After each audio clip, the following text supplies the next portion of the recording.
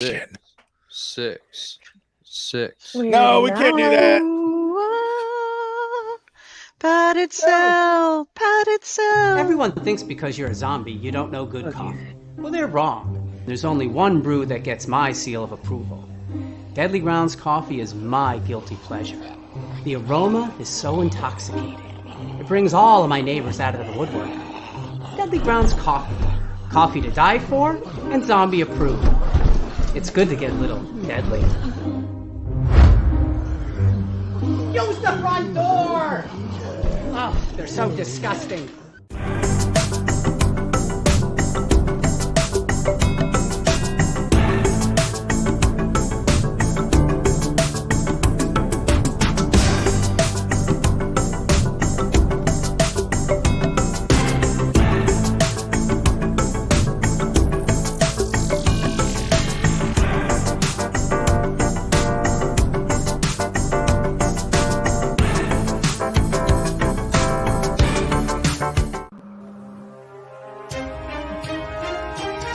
The Dorkening and all affiliated shows are not intended for anyone under the age of 18. The following may contain discussions or scenes that have adult situations, graphic violence, nudity, strong sexual content, and graphic language. This show is intended for mature audiences only. Viewer discretion is advised.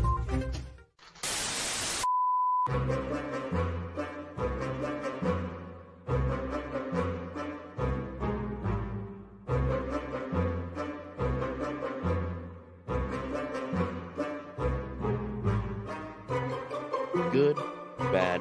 I'm the guy with the mic. Howdy, howdy, howdy.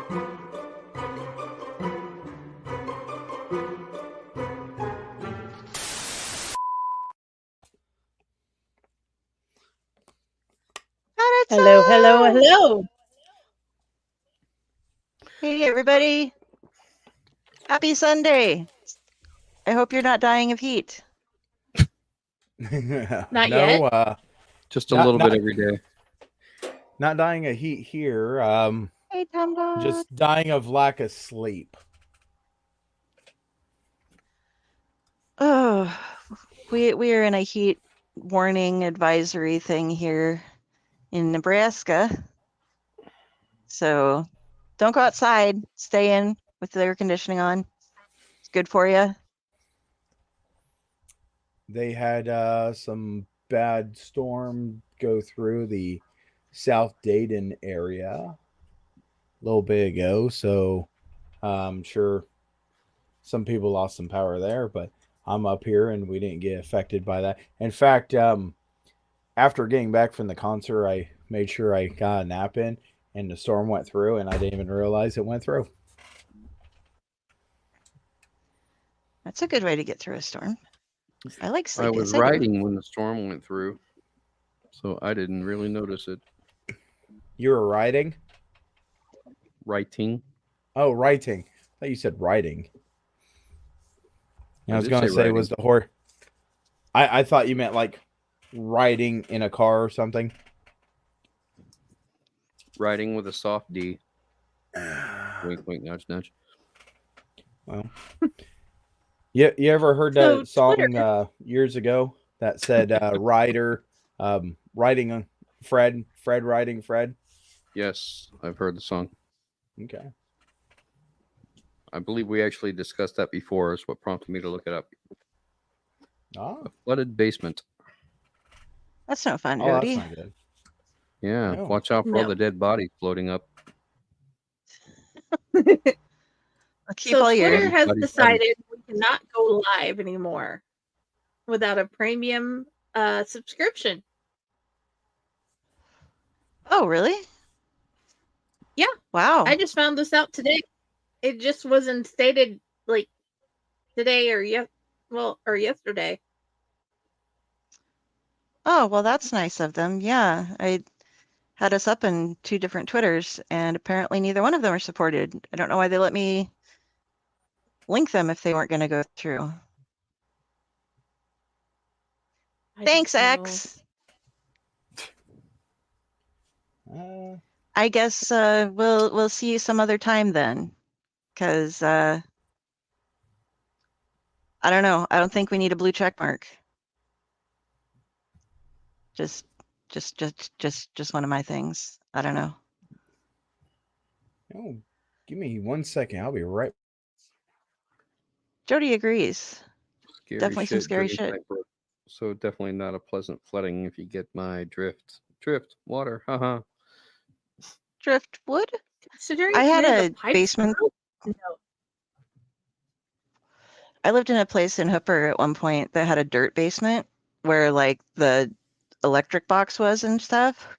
And it wasn't the full size of the house, but you had to walk down wooden steps to get into it. And there were like spider webs everywhere and stuff. We just didn't use it. But it was raining so bad once that it was like up to almost my waist. But we had to go down there because we had to shut off the power because we didn't want the breaker to be flooded because we weren't sure. We just assumed that would be a bad thing to have all of the electrical stuff at once get covered with water. And Oh, I yeah, don't that know if that's something, but I'm pretty sure that would be bad. So Yeah, I had to that- go that's- swimming basically.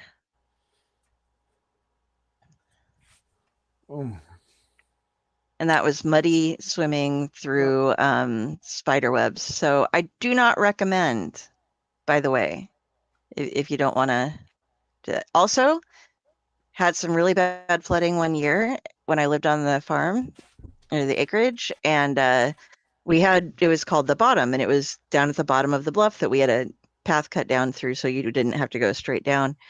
And the river had flooded up like we had 60 acres and it was spread out, but it was like all the way up to the bluff. And so we were fishing, but weren't really catching anything because it was going through like the neighbors' fields and where all the cows. We just had a bunch of trees and stuff down there. But I thought I might have a good time going swimming. And did you know? I knew this, but I didn't think that there would be so many of them. Ants can swim. And I learned that watching that terrifying movie about the ants in the hotel that they were trying to build back when I was a kid. And they're like, oh, we'll just build a moat around it. And it's like, oh, the ants can swim.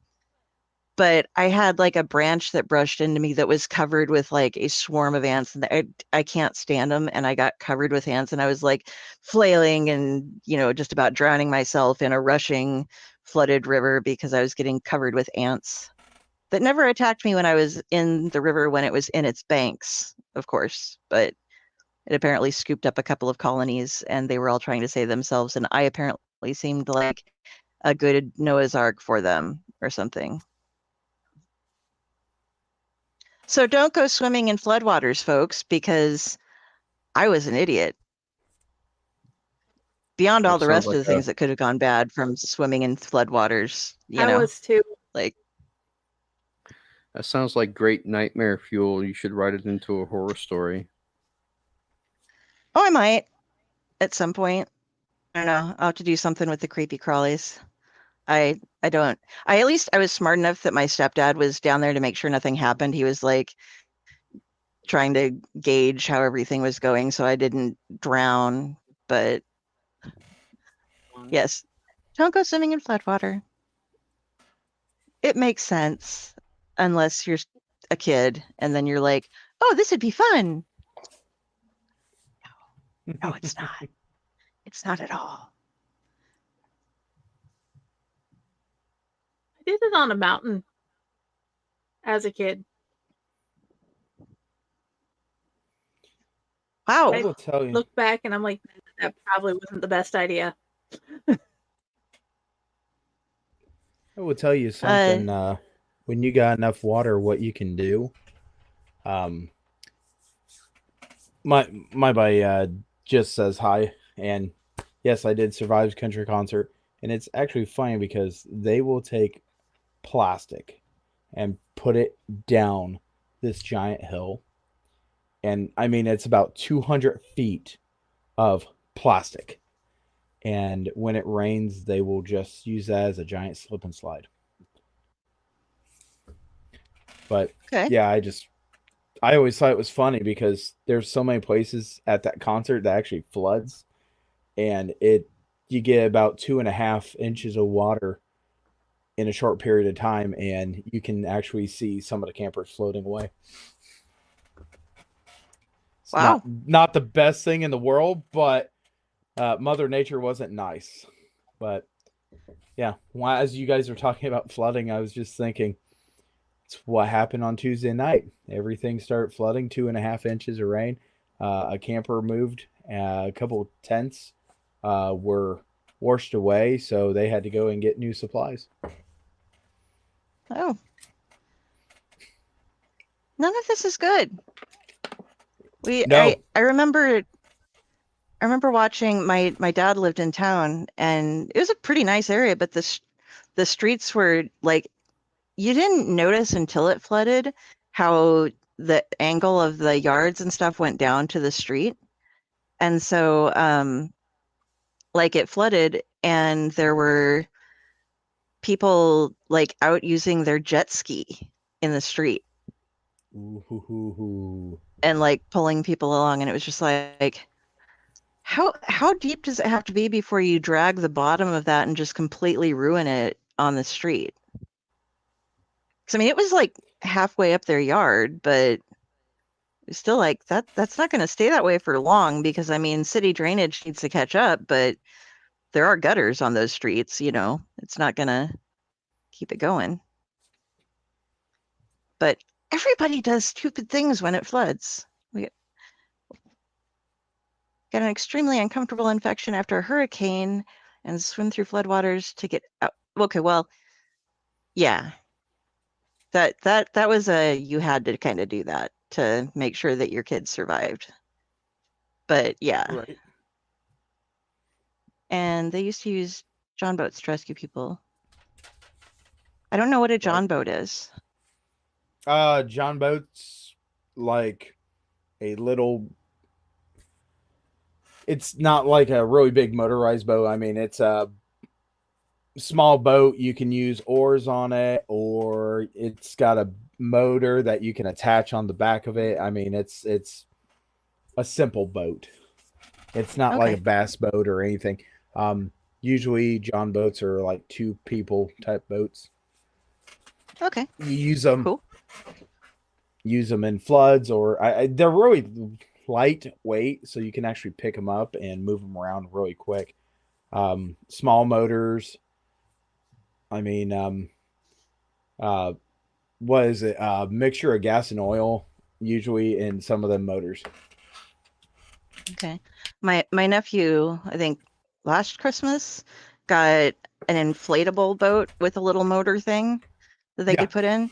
And so he and his friend, of course, hiked it down to the closest lake that they already had part of it marked off for ice skating on and like playing hockey, and just hauled it out to past where the ice started breaking up so that they could take the goddamn thing out boating in the middle of the winter, just because they had to use it. Like, he had it and it was inflated in his bedroom the first night and then snuck out, and then they had to call to get a ride back, because after spending a couple of hours out in the middle of a freaking blizzard on the stupid pond in the ice water, it was like, yeah, we're cold. Can you come get us? Oh, and bring the truck because we took the boat. Yeah. Fire departments use those a lot. It was his fishing boat, but they couldn't wait until thaw to go use it, so they had to go find whatever part of the lake still had some water available in it so that they could move around. I'm not going to say I have never bought in something and said, you know what, I'm going to find a use for it right now just to justify I have it right now. But I don't think that a inflatable boat on icy water seems to be such a great idea. I mean, I can wait. I mean, right? What if you don't know much about your boat, that might not be the best conditions for you to be out in the water very much, Not judging, just saying. Yeah. Oh, night, Jody. Have Good fun. night. Yeah. could use some more rain around here. We've been getting quite a bit, but it's so hot that we could use more, I think. Although I've got, in case you guys see me doing this a lot, I'm not just waving. Somehow overnight, I developed an infestation of fruit flies right here by my bevs. They weren't there like last night. And there was nothing there, and there was nothing spilled. It's just welcome to Nebraska in summer. It's fruit fly season today. So I have a little trap going for them, but if you see me whacking at something, it's because I don't want a fruit fly to get in my face. So, yeah. So what have you guys been up to? I've been like sitting around kind of trying to get everything ready for Terrificon and catch up on sleep and go out with mom a little bit and get some writing done.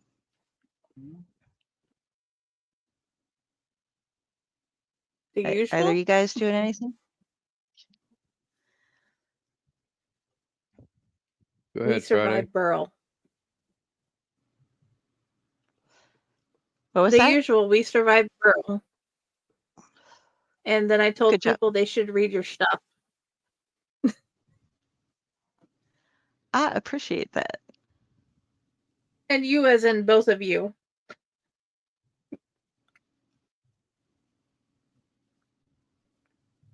Thank you. And Thank did they you. read it? Some did. I know at least 3 people did for both of you. Awesome. I hope you enjoyed what you read, folks. We try.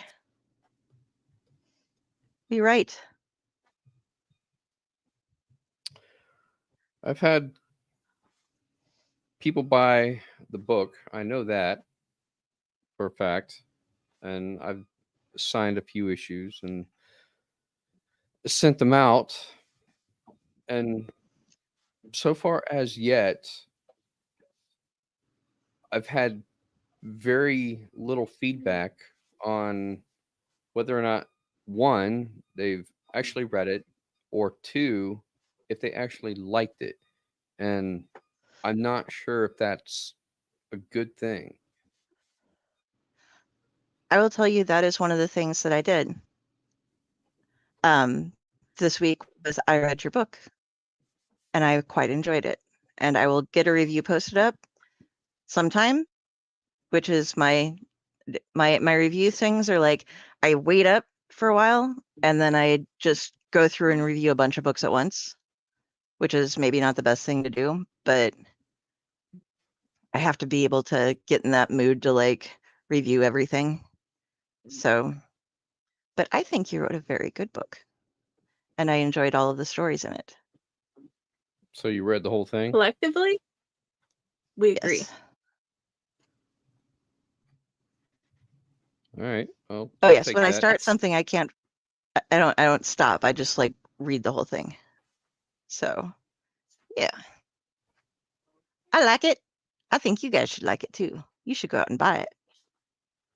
You can see behind him where to get it. I agree. You will be highly entertained.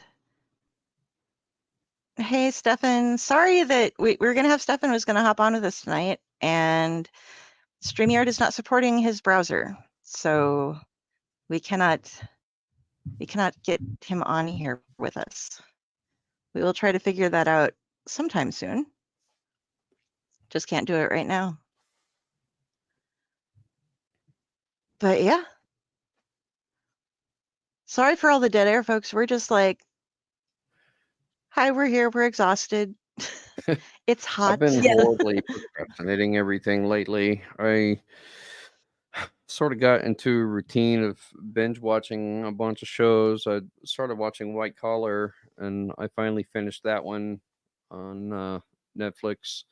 And I started with Archer, which is a show I've started many times before, and I still have yet to finish the whole series. And I moved to White Collar, and then because of the recommendation of all of you guys in the chat, I started watching Castle, and I love the show. It's great. It's very inspiring for writers and what makes good dialogue and plot points and all of that.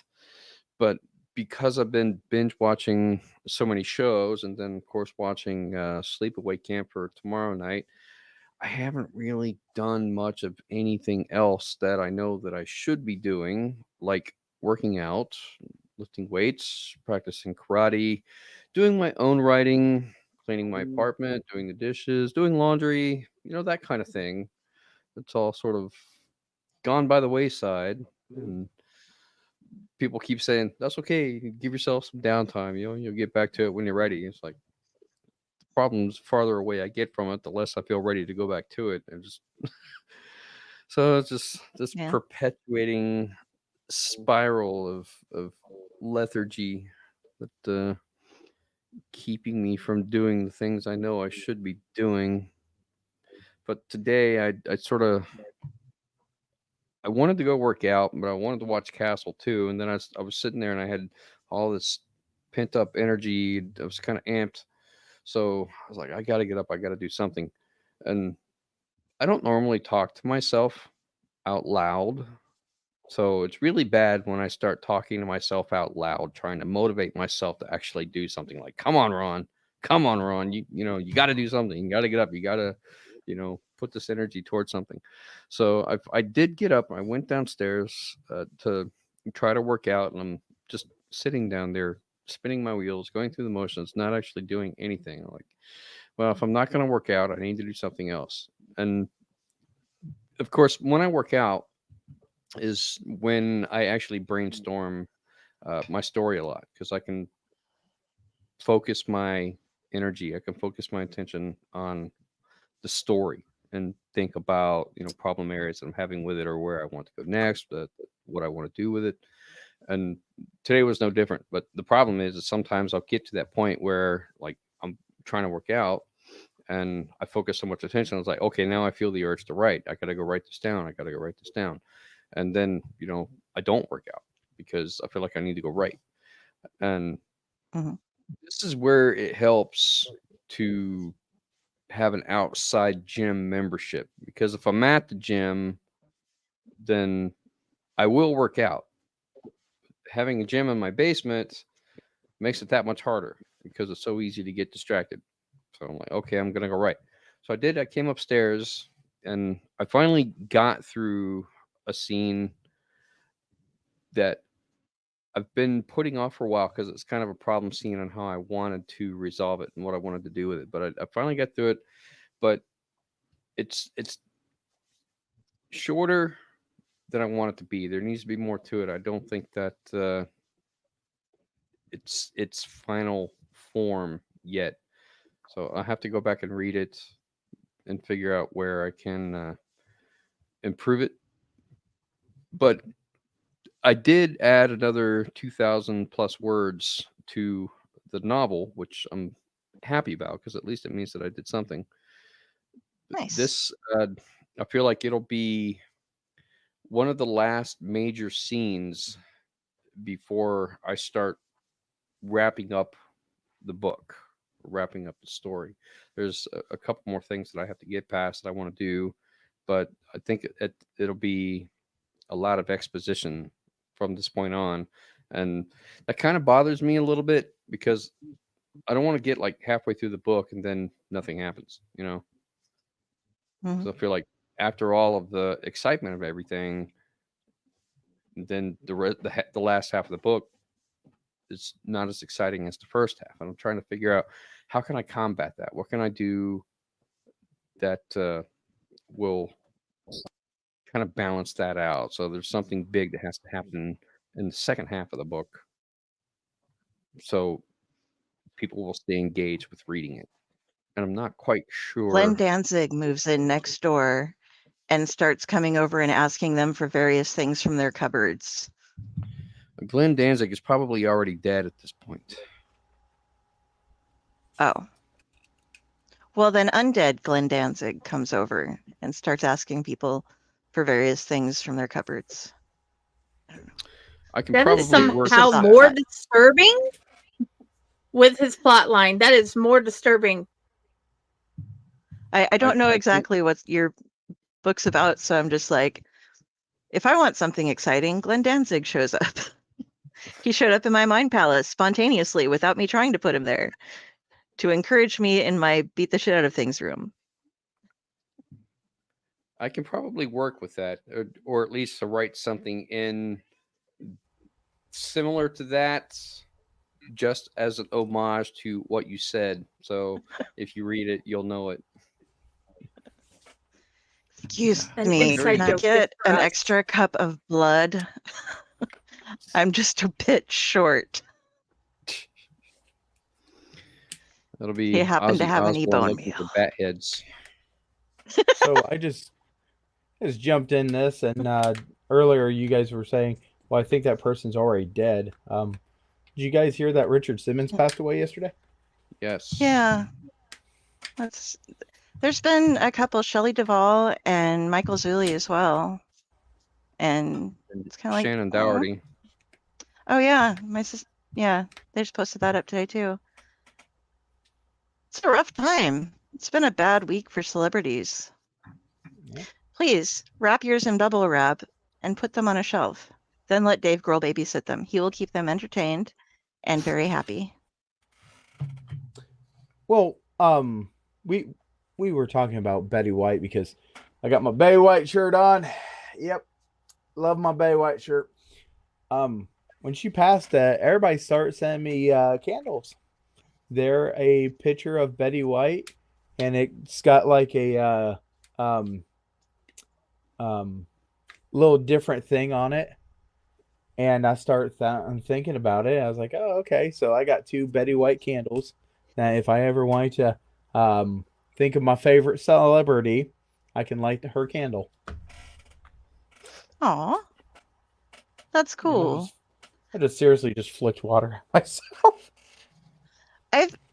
Oddly enough, coincidentally enough, I've been watching. I go over to YouTube and there's like a whole Golden Girls shorts that, for some reason, keep popping up, and they're all mostly Betty White doing her best Betty White. You know, like playing her character to the max, and they're like talking about like even the parts where like she messes up a line or something and it goes it just spirals out of control. She's still completely Rose in character, and just like, oh, you know, I do adore her. She was fun. When she was doing that when she was doing the one show, and I can't remember, it wasn't the Golden Girls, it was something else. She was taking a little time to practice everything, and one of the guys had to play this part because the one girl that was in the show who she was talking to, she wasn't able to be there because she was at school.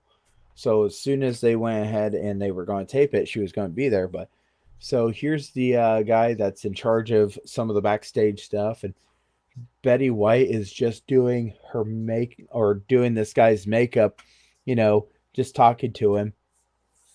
And it was funny because she just took a little powder and boom, bashed him in the face, and he just was trying to not laugh or anything. And as they were practicing, everybody's just losing it. And Betty's like, "Oh, was that a little too much?" But that was Betty White. I mean, I loved her in Placid Lake. When her favorite Lake quote Placid. right there Lake Placid, and there's my dyslexic kicking in. But I loved her when she said, I hope the alligators get your friends." There's you're mentioning the one show. I don't know if Tom Dog brought up Hot in Cleveland. I'm not sure if that's the one you were going for or not. No, but, that was not the show, but I haven't seen it. But my mom, we're big fans of the cooking channel, and when Stefan had said hi to everybody else, but you were gone. So hi. Hi, Stefan. Sorry. But and especially Papa was a big fan of the cooking channel as well. So when I was staying with them, taking care of them, I did a lot of cooking channel watching. And Valerie Bertinelli, who is also in Hot in Cleveland with Betty White, would have the cast come on a lot. And so she'd get Betty onto her show like it almost seemed like it was like once a month or so, sometimes it was repeats or something. But she'd have Betty come on and they'd all just be sitting there. And she had some of the filthiest mouth stuff going. Like, I mean, it was like she didn't swear, but the implications that were made, the little I didn't know you were in his pants that far. Just weird little things, that would be like that she could get away with on regular cable TV. It was Oh yeah, it was great. she's Just she a knew hoot. where that line was. And Yeah, I will tell and you, she tiptoed it ever so gracefully. if you want to listen to something really hilarious with Betty White in it, she actually did a song with I think a British singer, and it's called "I'm Still Hot," and it's hilarious because she makes reference about her beefcakes, which were the guys that walked around her house that would do all her housework, and her cheesecake. Everybody always knew Betty White made wonderful cheesecake. Anybody that's ever worked with Betty White loved her cheesecake, and she would always talk about the beefcakes walking around. And one of the requirements was that they walked around shirtless constantly. And she was on this show that was a comedian or a joking show that senior citizens would play the jokes on newer people. When she was on that show, multiple times the beefcakes would be in that shot coming up and serving her.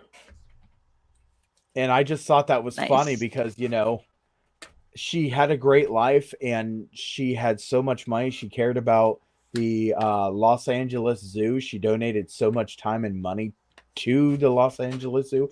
When they opened the Heart of Africa here in Ohio at the Columbus Zoo, she was actually there. And if I would have known that, I would have bought tickets, called off work, and went, because I never got to see her actually in person. But that would have been like one of the top tier people for me to actually be able to see. Ryan Reynolds would be another one. He's still around. I might have a chance in my life. Don't guarantee it because, But he's just very random. You never know. I mean, he's not quite Bill Murray random, but you never know when Ryan Reynolds is just going to show up and do something, Right. Sorry. I was going to comment about when you're talking about cheesecake and the beefcakes. Do you guys I think I know Ron would probably be about old enough with me, but back when they had what was it? I think it was the Newlywed Game that they would have people on, and like every episode they ask you questions and it was like you had to guess what your spouse would say. And every show, one of them was, which is better, the wife's cheesecake or the husband's beefcake? And I was little and I had no idea what that meant. I knew what a cheesecake was because my mom made awesome cheesecake in a springform pan, like baked and everything, and none of that Jell-O instant shit for her. But for some reason, I was very confused. And I was like, okay, so beefcake must be something that only men can make. Like, why couldn't a woman make a beefcake? Like, I know men should be able to bake cheesecake. Is this a specific thing that I'm not understanding? And it wasn't until, like a couple of years ago that, because it left my mind then and it finally came back up and I was like, oh, that's what they were asking on live television. They just couldn't say, it was an allusion to things. So I felt like a complete idiot because it's one of those things like one of those, what are they, the Kevin moments where it's like cats are girls and dogs are boys. No, they aren't.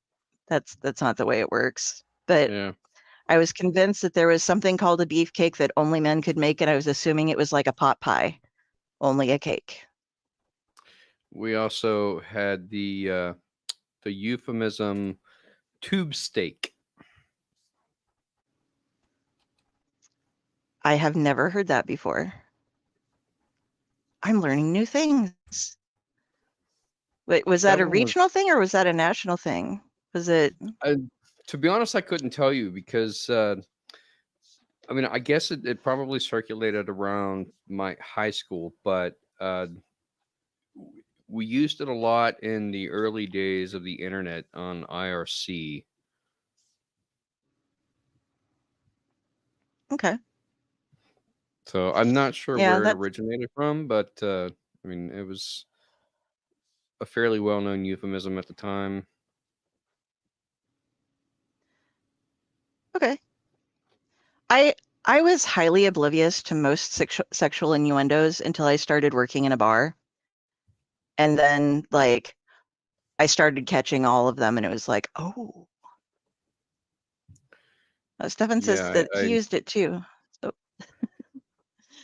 I had a sheltered childhood for certain things, but sex was. Wow, that sounds really bad the way I was about to say it in my head. didn't have sexual experience in my childhood, just didn't know about it.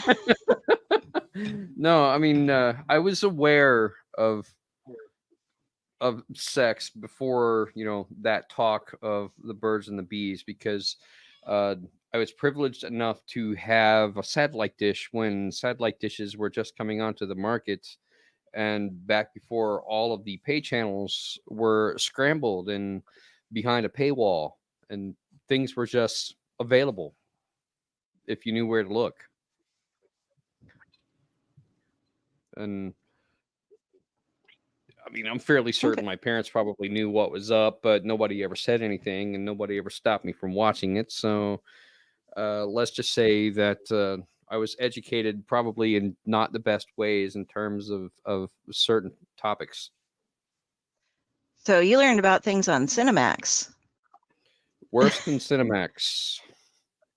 Oh, This one you could probably look up, but back in the early 80s, there was a hardcore prawn channel called American Triple Ecstasy.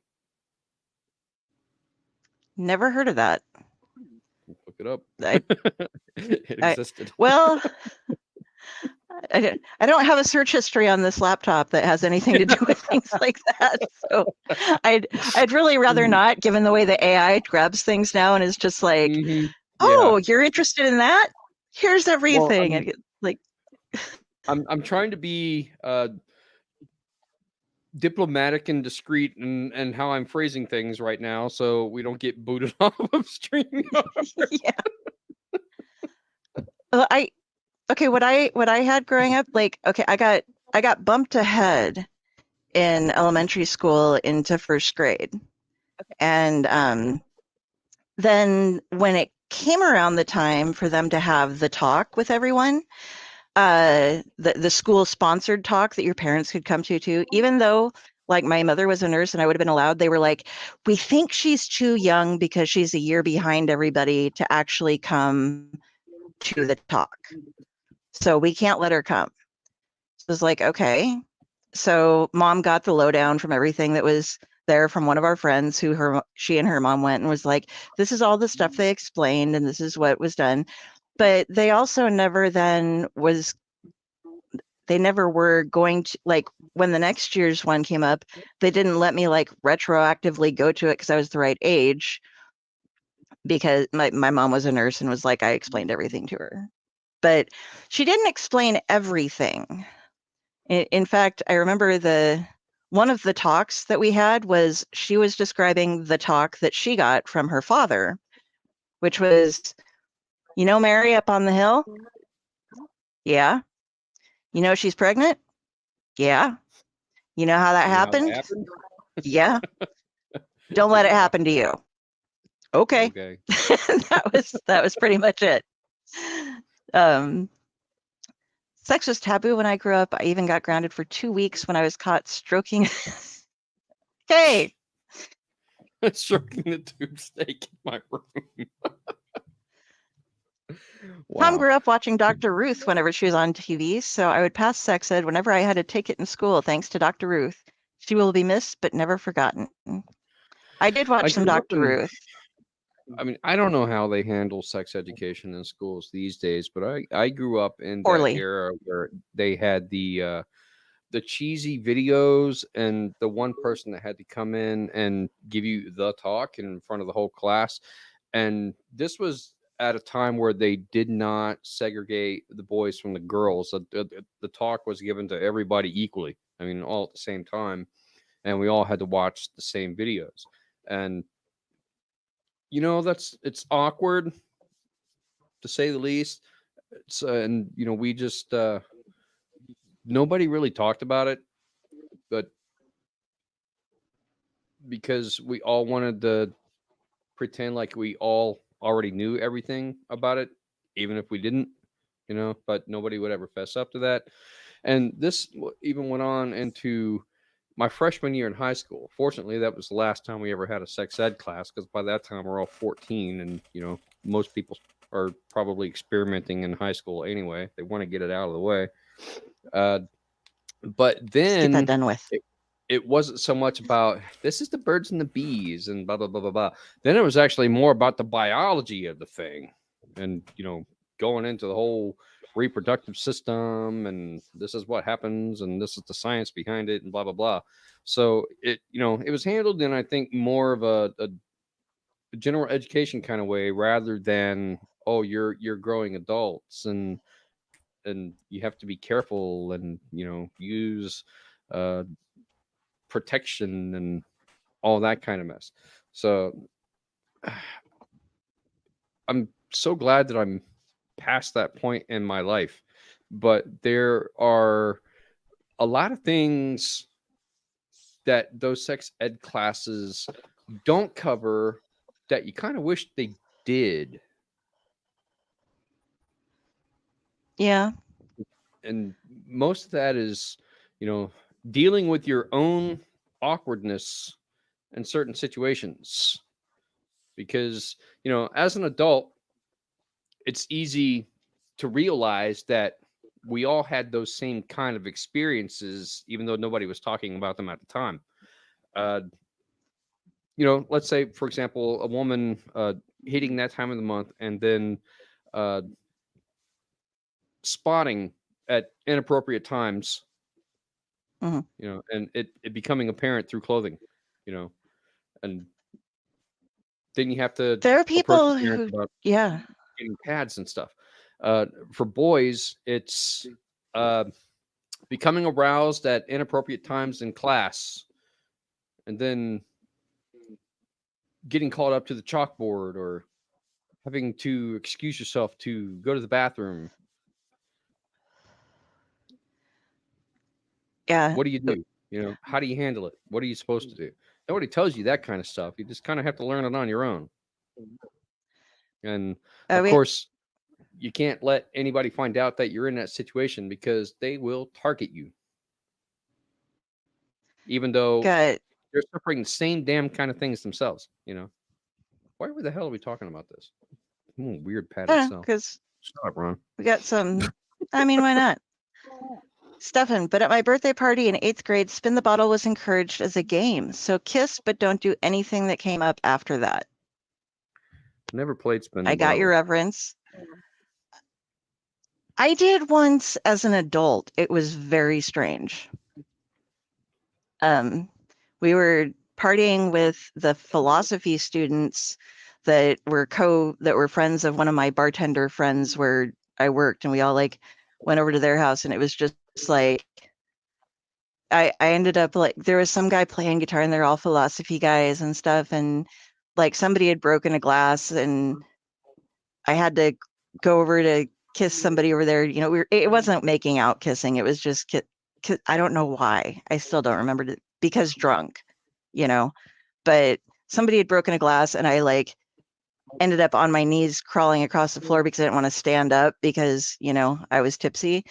And so I was like, wow, I just had to crawl across broken glass to kiss a guy named Guy. And the guy who was playing the guitar was like, I'm going to write a song about that, man. And I was like, what are you drinking? It sounds like you're smoking something. Everybody in the club getting tipsy. That's probably where that song came from.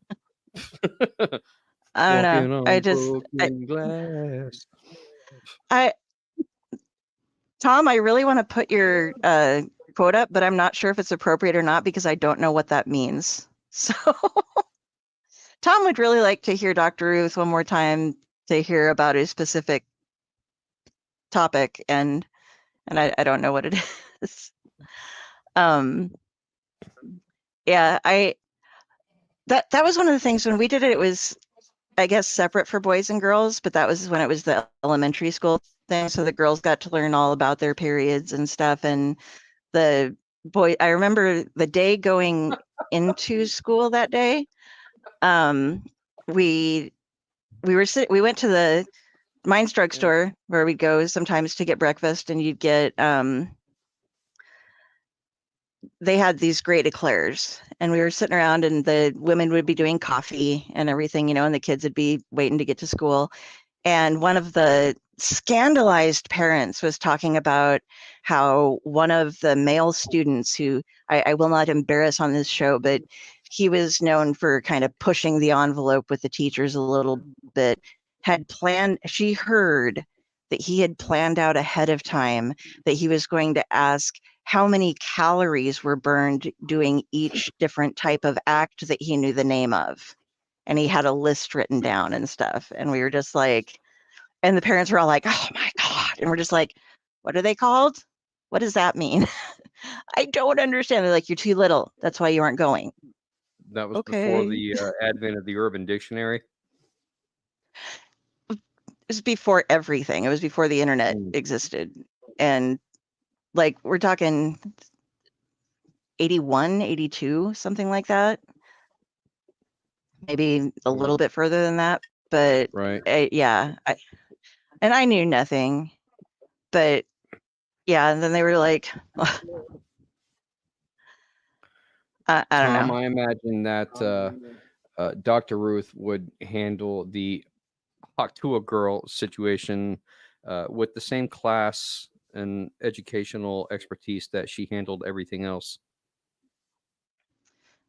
Well, Tom, not everything that you talk about on Channel X is appropriate for Padded Cell, even though we're drifted way, way out of here. Well, thank God we have the disclaimer for 18 plus.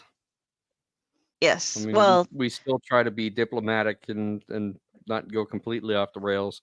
But he's referring to the video that went viral recently of the girl being interviewed about what her finishing move would be. And she says sometimes you got to hot tua spit on that thing. Oh, okay. That's okay. Yeah, I do know some about what they teach in current sex ed classes, and they're bad. They're very, very, very bad. I know that one of the kiddos' classes when they were in high school had somebody, they were explaining, it was called a relationship class, but it was supposed to encompass the sex ed parts of things as well. And there was a girl in the class who had already had a child, and they were going through and discussing different things. And the girl who oh, night, Mikey. The girl who already had a child still believed that you could get pregnant from oral. That was that was something that happened. And the instructor was also talking about just very bad things. I was asked about kids suddenly got very scared of even kissing each other because it was explained in a not in-depth way that the way that you end up getting an STD is by exchanging bodily fluids. They didn't tell them that somebody first had to have the disease and which bodily fluids generally encouraged the transfer of said disease. But these kids thought that if you kissed somebody on the mouth, like if you had an open mouth kiss with somebody, you could just poof, gonorrhea happens because they were exchanging bodily fluids. And like that was something that the teacher did not explain properly to them. So it was just like, yeah, you can just, so we have this inside joke where it's just poof, gonorrhea, because they thought that that could happen from two uninfected people making out. You're not Boy, I wrong. walked I into remember those conversation days. just perfectly at the perfect time. Poof, gonorrhea. There's Pyle. In the No kin there. in the early days of the AIDS pandemic, when not a lot of information was known about AIDS, that was actually a really big concern for a lot of us kids in that day and age when they were trying to teach sex ed. We didn't know. They didn't know enough about AIDS to know exactly how it was spread, how it was transmitted at the time. So that was actually a big fear. Yeah, I still remember too that, and this was horrible, people would use it as an insult. Like, you'd just be like, oh, you got AIDS. And it was like, how horrible of a human are you that you would take a disease that kills people and start using it as a way to label somebody who doesn't have it as an insult? Well, there was a lot And more it's not like you walk homophobia around going saying on back like, then than there is now. So yeah, I mean, it's not like you walk up to somebody and say like, hey, you got tuberculosis. you have the consumption. that was kind of like when you're a little kid. Ew, you got cooties. Well, cooties ain't a thing. So, when you're looking at somebody and saying, ooh, you got AIDS, it's like, what the hell? I mean, when we were younger, we didn't say that thing. We just told each other that we had rabies.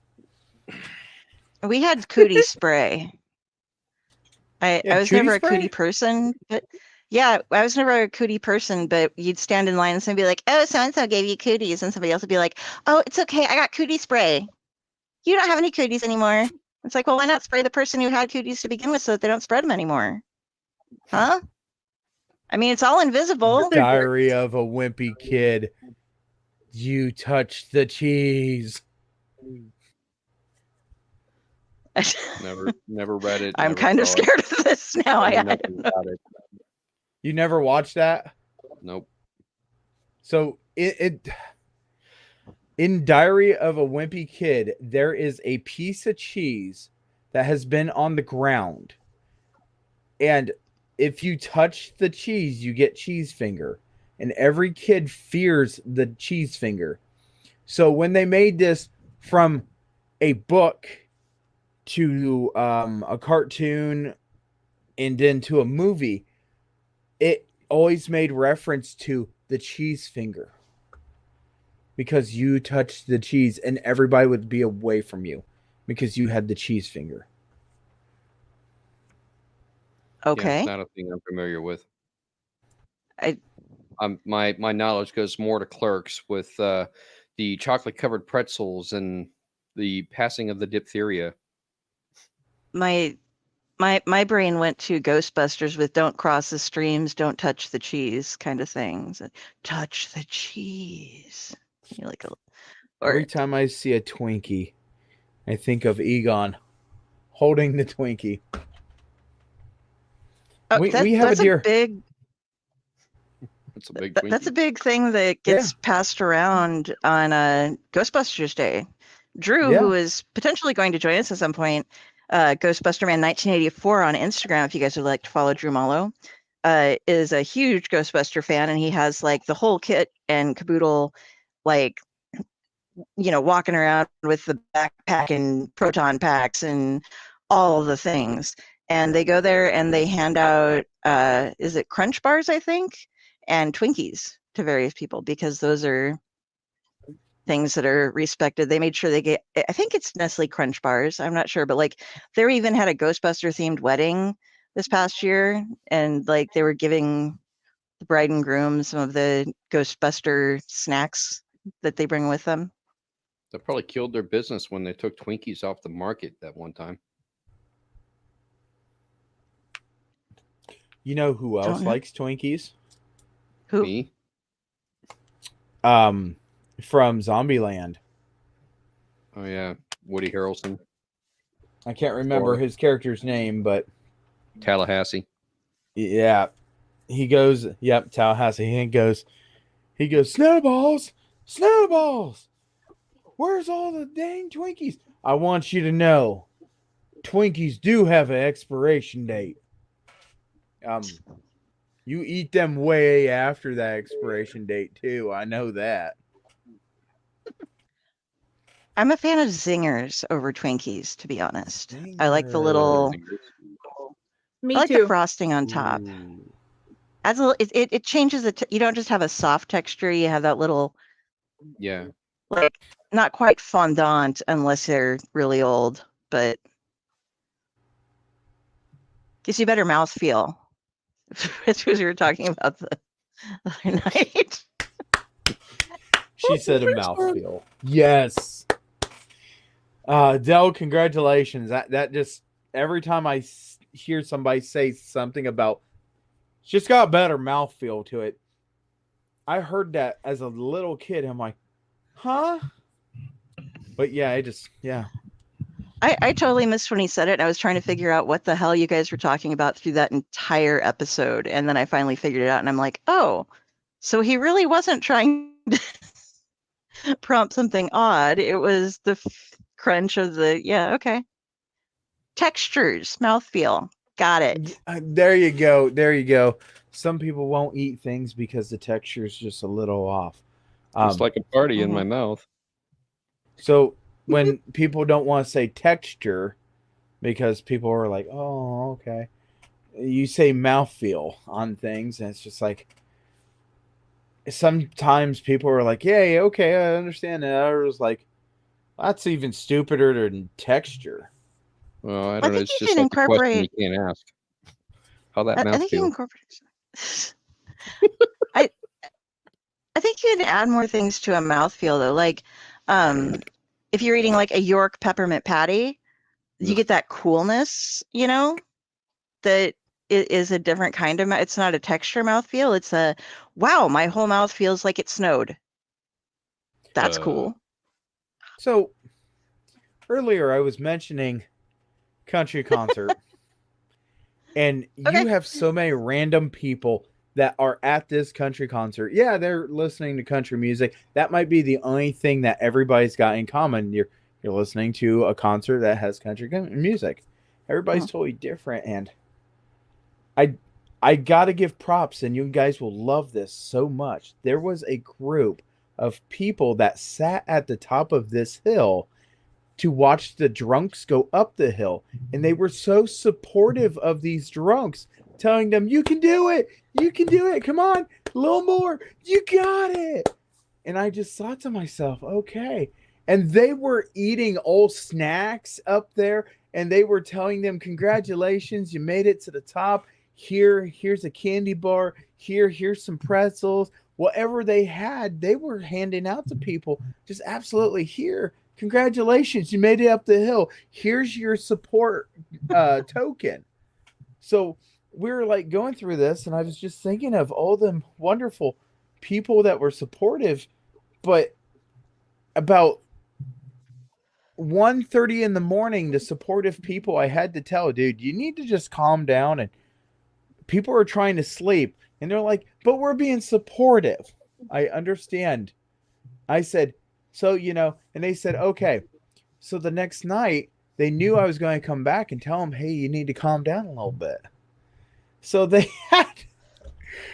actually had poster boards that as soon as I rolled up, they were holding poster boards that says, you can do it. Yay, you made it. Here, have a support token. So that might sound like support, but it sounds more like backhanded, because that sounds more like patronization than anything. Well, I mean, Here, have a cookie. You guys, when you're totally, absolutely drunk, moving anywhere is such a amazing feat to some people when you're that drunk. To get up a hill that is about a 3-story hill, it's amazing. So these guys are just absolutely encouraging these drunks to keep on going. I mean, at some point, the guy was like, here's something greasy to get that alcohol out of your system a little better. I mean, I thought they were really nice supporting them. It's not like, here, have a Swiss cake roll.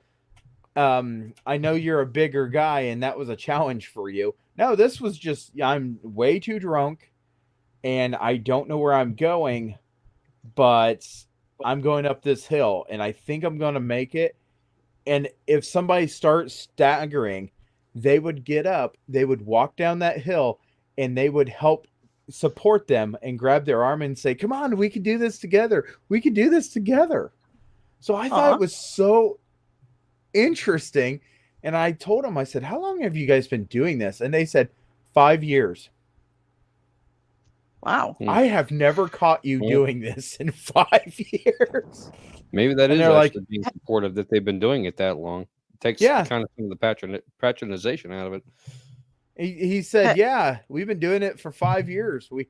Ever since this part got built that you go up this way, we've been sitting here at our campsites just watching these people, and we go out and buy a whole bunch of little snack bags that it's like, here, have a bottle of water, here, have a bag of pretzels. Congratulations, you made it up the biggest hill that you're going to go up at this concert. And it is the biggest hill. I mean, it's a pretty long, steep hill, but congratulations, you made it to the top. Let's have a beer to celebrate. Yeah. I asked him, I said, you guys give them beers? And he's like, oh, no. If they're that drunk that we have to cheer them on, they need to drink a little more water and sober up a little bit, because they're going to the other side of the campgrounds. And that is another half a mile to 3/4 of a mile back to their campsite. I got very drunk on my birthday, and I haven't been that drunk in a while. And it was to the point that I do not remember how I got home, to be honest with you. So my cousin came and picked me up, and it was almost noon. And then next thing I know, 12 hours has gone by, and I'm like, what the hell happened? I mean, I started drinking, and that was it. I don't know what the hell was going on. But, I mean, he called me an Uber to take me home, but I don't recall anything after that until the Uber was pulling up to my apartment. I know that there was a gentleman that I talked to on a Wednesday, and I seen him packing up on a Sunday. And I said, did you have a good time? He goes, I remember coming in on Wednesday. I remember nothing. He didn't recall a single thing. He didn't recall anything. You spent this much money and you can't even remember who in the heck was singing. He goes, I can't even tell you if I went over to go see the concert. I was like, oh my. I went to a bluegrass festival once with some friends, and we got to see some great, like Bela Fleck was there, and there was some great green grass stuff going on. And yeah, Sam Neill was playing with Bela Fleck, and he almost knocked himself out with his guitar because he gets so rowdy and playing everything around. And I think I got his name right. But anyway, I went with the brewer and the baker from the brew pub that I worked at. And they get like as many jugs filled for free as they wanted, like the growlers. So we had like a trunk full of beer, and we were just drinking growler after growler after growler. Like, act over, go over, slam down one, go back. I did not go to the bathroom the entire time because it was the middle of summer, and I sweat out all of the beer that I drank. I was wearing this like dress that I had borrowed from somebody. It was a tie-dyed dress that was really kind of cool. And I was sunburned totally. You could see my cleavage sunburn because of the way that the dress sat. But when I took that thing off after I got home that night, and then like, just take it off, throw it down, go to bed. When I woke up the next day, the salt had hardened in the dress because I sweat that much that it actually held the shape on the part that was around my body to being this. It was like it was starched or something. I'm I'm sorry. not sure if You that's a telling good about? thing. No, I was dehydrated as fuck, but it was a good show. I mean, like Bela Fleck is amazing. You You know, know, Victor Wooten. You're just like, I do you want to just need say everybody that I talked to at this uh, music festival that they do every single year. I had plenty of business cards for I like. How about Allight Network? I'm still tired from the whole thing. And they were really awesome talking to me. Took the card, start looking up stuff, and I'm hoping one of these people actually get to watch the podcast and actually understand that I'm not joking when I said, "Hey, I would say thank you guys for being so really nice to us this year." And if you see us at festivals or conventions or something like that, I have no problem you guys coming up and saying hi to me and talking to me. I don't think anybody in this room has any problems with people coming up and just talking to us. We're not like the big celebrities that you just absolutely can't wait to get away from people. But yeah, I really had a wonderful time returning back to this music festival, and I know I got one more music festival to attend to this year. It is next month, and it is going to be at Legend Valley. So I'll be more than happy to meet and greet people because I know some of the people at this concert will be going to the next concert or nice. music festival. You're talking about the hill thing. Just kept popping in my head. The opposite, which is, have any of you guys watched? It's a British thing primarily, I believe. It's the cheese rolls. Yes. Oh, I see. I've watched it many times over, but I love watching it every year.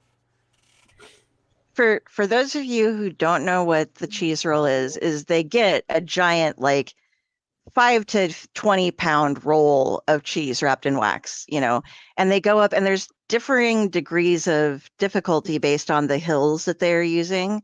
So they have to make sure that the angle of the hill isn't going to kill somebody I can't walk in a straight line in a flat surface, but in most cases for people, like, there are a lot of injuries that occur in these, but they start to roll the cheese down the hill and a bunch of people will run. And if you can successfully run down to the bottom of the hill without tripping and flipping yourself over and breaking an ankle or your neck, and you're the first one at the bottom of the hill, you win the cheese.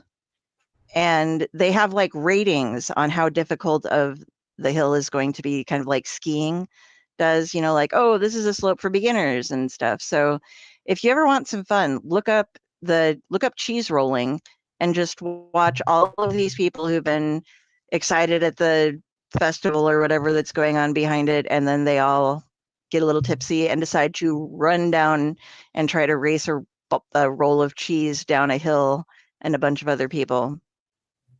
It's something that you're going to be like, wow, people can, and it's been going on since like the fucking Middle Ages or something like that. Like it was something that started and they just never stopped. It was like never like, a lot of people get hurt. This might be a bad idea. It was like, fuck it. They get hurt on roller coasters too. Let's do it. I think the YouTuber Aussie Man actually did a commentary video on that cheese rolling event. He's quite good at colorful commentary. I'll have to watch it. I do enjoy a good cheese roll. I learned about them from Terry Pratchett in the Tiffany Aching books, and then I was like, "Is this real?" Because Terry will fuck with you. Sir Terry was very good at putting in things that sound very much like facts, and they are in fact mocking you. Like he does some good stuff on drop bears. I was absolutely convinced that a treacle mine existed because in Alice in Wonderland, there was the girl who lived in the bottom of the treacle well. And then he gives this whole explanation about like, there was a treacle mine. And what happened was the way that you get a treacle mine is sugarcane and such that used to grow in huge fields here. And then, like there was some sort of destructive event and it got covered up and heat from the earth and everything, blah, blah, blah. So prehistoric sugarcane that got squished together turns into treacle. And they would have like little chips of it that the miners would throw off to kids that they could suck on as candy. And this whole elaborate thing. And I was trying to convince my mom about that treacle mines were real. And then I felt like a damn fool because treacle mines are not real, no matter how well they are explained to you. It was a great elaborate joke. But I So still you're- think they should be real. Your cheese is typically about a 7 to 9 pound, and they actually have a pretty amazing detail of what kind of cheese they're going to roll. Oh, yes. It's not just you don't a- want to just win a roll of cheddar, you know. Oh no, this is a special type of sharp, I do believe, and I think it's hilarious because there's not just 5 people, there's not 10, there's some of these competitions, there's almost 100 or above 100 people rolling down this hill trying to get this cheese. And I'll tell you what, I like cheese. I like cheese a lot. No one likes cheese as much as my wife. I sent her to the bank and someone said something about cheese and she totally forgot what she was doing. Told her I said pick up some 10s and some 20s and maybe some 50s, but I need $500. And she goes, okay, no problem. Gets back and she goes, somebody talked to me about cheese and I have 5 $100 bills. I said, you forgot. And she goes, they were talking about cheese. And I never understood how much my wife likes cheese until somebody was talking about cheese and she lost all track of thought and didn't pick up the right stuff. Well, it Cheese makes is sense. Gouda. There was a commercial back in the 80s that Cheese said is behold Gouda. the power of cheese. Right. Old commercial. Boy, that brings back Behold some the bad power of memories. cheese. My mom, after having seen the little sign, can no longer sing "Sweet Dreams" without being "Sweet dreams are made of cheese. Who am I Sweet to creams are disagree?" made of cheese. Who am I to disagree? Yeah, That'd be perfect for my wife. Sweet dreams are made of cheese. Sweet creams are made of cheese. Oh, I only saw the dreams. I hadn't seen the creams, but that's even better. Yep. Sweet creams are made of cheese. Who am I to disagree? To disagree. Oh, I will tell you something else about this wonderful concert. My favorite shirt Yes. was a menu from Waffle House that someone had printed, and it gave everything. And I took a picture of this guy's back as I was on the sound platform, and I'm watching for people squirting squirt guns towards the sound equipment. And here's this guy with a Waffle House shirt, and I took a picture, and I said, please tell me we can get this for Christmas, because I want this so I can wear it to my sister. She hates Waffle House. There was was it the old a menu or the new menu? Because their menu has changed. They've scaled back on a lot of items. well, actually, it's the traditional menu that you see nowadays. Okay. But they have the full menu. If you guys ever go to Waffle House and ask for the full menu, it's not colorful or anything like that, but it's a whole list. There it is. Oh my gosh, I Nice. forgot I sent it to you guys. There is the Waffle House one. It doesn't have the prices, I don't think. You might. But yeah, Very I just thought that location. was I just really thought that was awesome that there was that. And there's a campsite that I was really intrigued by, because one car was made into a trailer pulled by the exact same make and model of a car. And the funniest thing is, they were using that trailer car as their camping unit. It was like a Saturn Nissan or something like that, which was pulling a Saturn Nissan.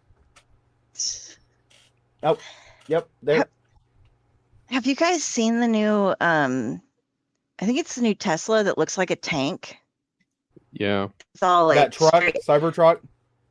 Yeah, it's weird. Oh, It's there's one in my mom's neighborhood, so she's seen it like 3 or 4 times, and she hates it. She's like, it's ugly. It's just terrible looking, but it's a thing now, Mhm. Everybody. Although I don't know how long they are, but I'm just saying, if you're one of those people who goes out and buys an extended cab pickup that then has like 8 wheels on it because you need to have that extended trunk as well, you should very much park at the far back of a parking lot and never in a street side parking, because people cannot see around you. They also cannot drive in the lane that they are supposed to. And maybe this is a Nebraska thing because it never seems like it's a farmer that's driving one of those. It seems like it's a younger kid who's driving one of those, and they don't know how to park them and they don't know how to drive them. And it's like you're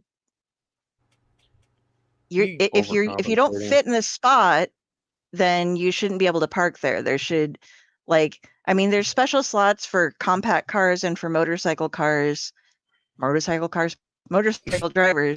Perhaps they should have special slots for if you're driving a fucking semi that's not called a semi, you should park it here. Because then other people can actually drive down the street.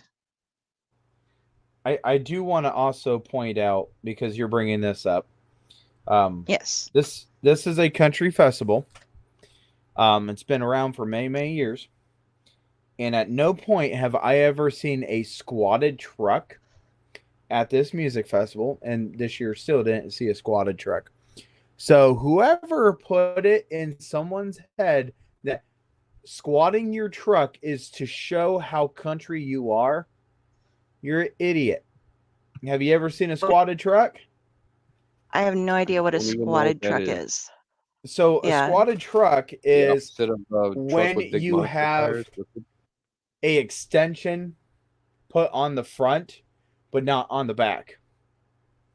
So the truck actually goes like this as it drives. It's Your actually truck- very dangerous, and someone told me that it is becoming illegal in Florida for you to have a squatted truck because the visibility is impaired highly. Well, that makes sense. Okay, I'm gonna just being honest. If you're country, usually you're like a farmer or something like that. I'm not saying that all country people are on a farm, but I am saying that you use your trucks for work and hauling stuff and this and that. So having a squatted truck is one of the most backwards ways that I've ever seen somebody try to have. Well, that sounds like you're putting smaller wheels on the back and then maybe extended rods on the front with bigger wheels to raise the front end up and keep the back end low. It's all the same wheels. It's just they raise the front up. Let me see if I can. I've seen it in photos, seen it in videos. People, me and a couple other people were talking about this, and we were talking about it this year at the concert, that we have never seen a squatted truck, and we're kind of glad because we would be very fearful of somebody having a squatted truck and having visibility problems with all the you can't see past the hood in front of you. Yeah, with all the emaciated people walking around. Okay, I'm trying to pull up a picture, but all of them are. Okay, here we go. They're all with a. Where did it go? I just saved it. We need to go back up. Oh, there we go. Sorry guys, I'm trying to put things on and all of them are the wrong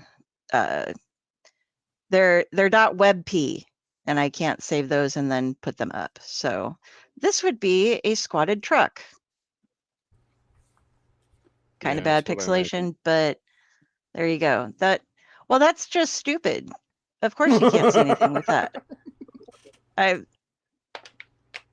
Were I to see that, I would be like, you know what? I bet that's not street legal.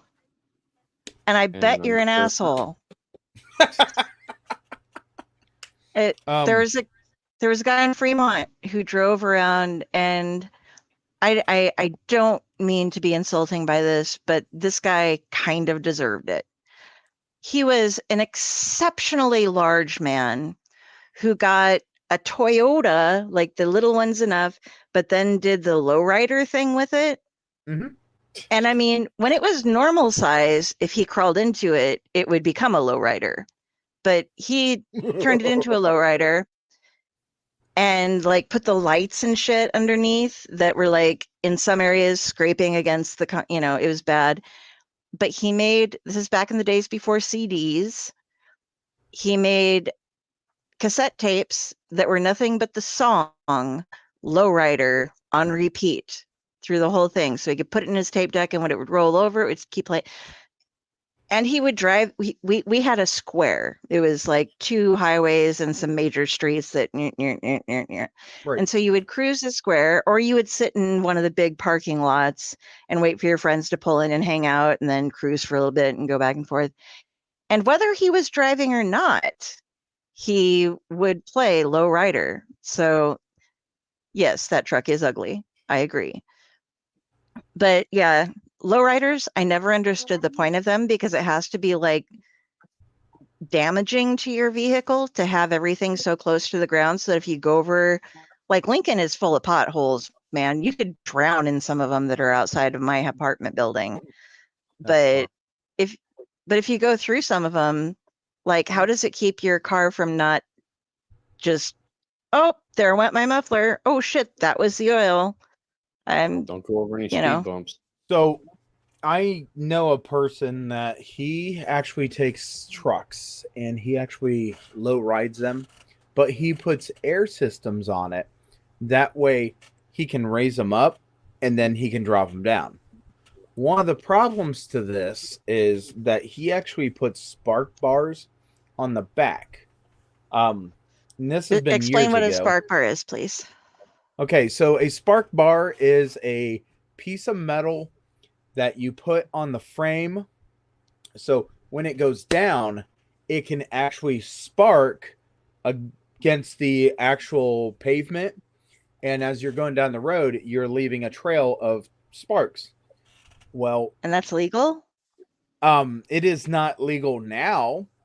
Okay. In our county, that got it wasn't thought of. Someone did it, and now it's illegal because they lost a spark bar off their truck, and it went into a field, and they taped the fire department pulling up to this field while playing "We Didn't Start the Fire." Bad taste, people. And then they posted it online. Well, the investigator for the whole thing found out that, hey, this person posted it, this and that. They had a couple of things. They found something, and yes, it was a spark bar. He was charged for, the whole incident. Good. Well, after he got charged with it, they passed a law in the county that you can't have spark bars. And if you were caught using a spark bar, then you would be charged for it. But some car shows, it's okay to have a spark bar because it's on private property and it's more controlled. These guys were going down in the country, dropping it down low as they could to hit them spark bars to create these spark trails. I mean, okay, I get that technology sometimes, like, you don't have a law against something that doesn't exist until it exists and you find out about it and discover that well, that was stupid. Common sense would have told you that this is not something you should do. But since it didn't, now we have to make a law against it. Right. Like, And that's unfortunately, laws don't exist until something happens. and it makes bad laws come into effect too. Like, Right. you get it if you wear a mask in most states, if you commit a crime while wearing a mask, that's an extra charge. So people, I mean, like, I get it. You walk in wearing a mask and rob a bank, that's shitty. But it makes, in some cases, wearing a mask in public can get you like stopped and questioned legally. Because, so like around Halloween or haunters and stuff like that, you can get like, oh, you're a suspect because you're acting suspicious because you're hiding your features, you're covering everything, you're trying to be unnoticed or unidentifiable, So, and like car modifications, most of them aren't that silly, but like there's a little fucking go-kart guy who lives up on my mother's side of town who has like this little tiny, it's like the one wheel in front, two in back go-kart with a cage built around it so that he doesn't totally die. But on the cage, he has built a swirl of like the lights that I have here, the little that give me seizures, so I can't use them anymore, but like LED lights that swirl around, and he has them flashing in tune with the music that he has two giant speakers mounted to the back of that thing. So he's like driving down the street in a non-street legal vehicle, usually hangs out in parking lots, but he still has to drive the streets to get there, and then like pumping music and flashing lights constantly. And I made a post on Reddit once where I was like, so this is basically a seizure mobile, for those of us down there, like, oh yeah, oh, I know that guy. Yeah, he just loves fucking with people. He's kind of an asshole. And I'm like, he's a major asshole. Is that legal? No, he's gotten in trouble for it before, but they never did anything other than warn him. Like, he's gotten 500 warnings and they never actually, there's like, oh, that's cute, but it's wrong. But it's like, dude, people are going to die when he's going through intersections and they're like, what is this thing that's 2.5 feet tall flashing lights at me, not being seen?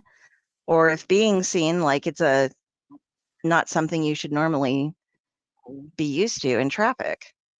I don't know. Just a me thing. That and having the different colored headlights that shine in strange colors. I'm not sure how I feel about those because sometimes those can mess with people's vision as well, depending on color blindness and things. Yeah. I think we need to standardize most things. And yeah, you want to stand out, but get some detailing done or something, get a little bit of extra work on your car if you want it. Don't like injure people because you want your car to be cool. There's a guy over in England that he will find laws that are like really, really old laws, and he will do the illegal activity to see if the law enforcement will do anything about it. I mean, these are super old laws. Like Sydney's got a law that you cannot on a Sunday tie your horse up to the city fountain. Only on a Sunday. Ohio also has the law that you are not allowed to go whaling on Sunday. Which I don't know where the heck you're going to find a whale. There is one in Lincoln, Nebraska that I have often wanted to. I would only do it with like one because that would be enough of an effort, maybe 2 or 3 if I had friends. But it is against the law to drive more than 60 head of cattle down O Street, which is our main drive through the entire city. You go down O Street. Like, it was actually Jack Kerouac when he referred to Zero Street. He was staying in Lincoln and that was O Street or whatever. And I don't really give a shit about Jack Kerouac, but I should, but I read his stuff at the wrong age where I was like, well, this is just patronizing bullshit.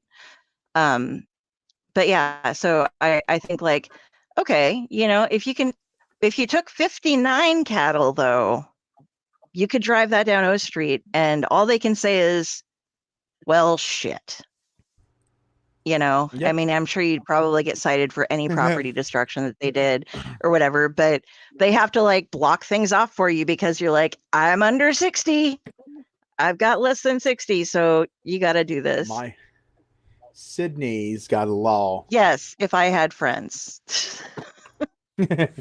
Sydney's got a law that it is a gang activity if it's more than 5 people in a group. So what happened one time was a group of us that was 4 and another group that was 3 just happened to see each other and start talking. We didn't know nothing about this, and a law enforcement officer told us. So we split apart. But one person went over to the 4 to make a 5, and the officer was talking. So we asked him if he was considered part of our gang because he is now that odd number that pushed it over the envelope. And the officer said, no, because I'm investigating. I said, you weren't investigating until that other person came over. So now, because you were talking about something else, you already told us what was going on. He walked over. You're still here. Now you're talking about something else. Is that gang activity? He told us. So Dolores Umbridge go home. makes the laws. No more than 3 people can be together at once. When I was in college, they enacted a law for the campus to try to keep people from carrying deadly weapons on campus. And one of the laws that they enacted, but that you were not allowed to carry knives on campus. And at the time, this is rural North Carolina in the mountains. So it was pretty common for guys to carry a pocket knife or, something like that, And even myself, I used to carry a pocket knife as well. They're incredibly handy tools. But, they made a rule stating that you were no longer allowed to carry knives on campus. And I was talking to another student about this, and I said, well, what do they consider a knife? What is their definition of using a knife? And at the time, the language stated that anything that was at least 4 inches and used for penetration. And I said, great. So that means my dick is a deadly weapon. I'm not allowed to have it on campus anymore. This is a knife. Crikey, that's not a knife. That's a spoon. I see you played knifey spoony before. It's like, wait a minute, that's not a knife. I'll tell you. I mean, I get those where you're like, no, because you on camp because of all the campus things, But I'm with you. When I was in high school, we played with butterfly knives on the bus because it was fun and you could show off all your tricks. And then we had people would bring we were country kids. This was the early 90s. My school literally had cows on one side and corn on the other 3. We went down to a guy's pond to do our biology segment on water that I can't remember what the actual term for it is right now, but to study creatures in the water and get things. But I mean, people had gun racks in their cars. They would bring rifles and shotguns and stuff up to school because they were hunters, and it was easier than putting their guns out, putting their guns back, Right. So it just happened, and nobody shot anybody. Nobody threatened anybody. They'd go in and work on their guns in shop class sometimes, if they needed to repair things. But we didn't have that kind of, like, as much as James and I both had some issues in high school, it was nothing compared to what things are like today. Like, Right. there were bullies and shit, but there was nobody who was carrying a gun in school and threatening people. People would, maybe bugger somebody up or shove them up against the locker or something like that. But nobody ever tried to attack somebody with a weapon. They even, one of my friends, whose name I won't mention because he ended up becoming a very successful something else, was making pipe bombs in chemistry class. They just set them off in fields. They weren't using them to, like, it was just like, let's make the biggest firecracker we can. Ta-da, So, Right. I don't know. And that is one of the things But that a lot now, of people don't understand. Yes, this used to go on. Yes, this and that. I argue all the facts, or I argue all the time that, the more that people understand about stuff is a lot better, because then they're not scared of it. They're educated with it. Accidents don't happen as much, and people don't want to mess with the people that have the knowledge to operate things. and Friday had something to say on this. I have not been able to get a word in edgewise, but I Sorry. did want to say that it's been a whole entire 2-hour episode, and I've had something to say at each point, and it's like, how do I jump in? But this has been more painful than a knife in most of my school situations. I have been stabbed with more pencils than I have with knives. I still have lead in my wrist from one of them. So the pencil is more dangerous for me than the pocket knives we had in high school. And they would always have one problem. I would look at them with a straight face and say, your point, or that was my seat, now move. Oh, I And thought your they point would was a never joke. understand why I never went.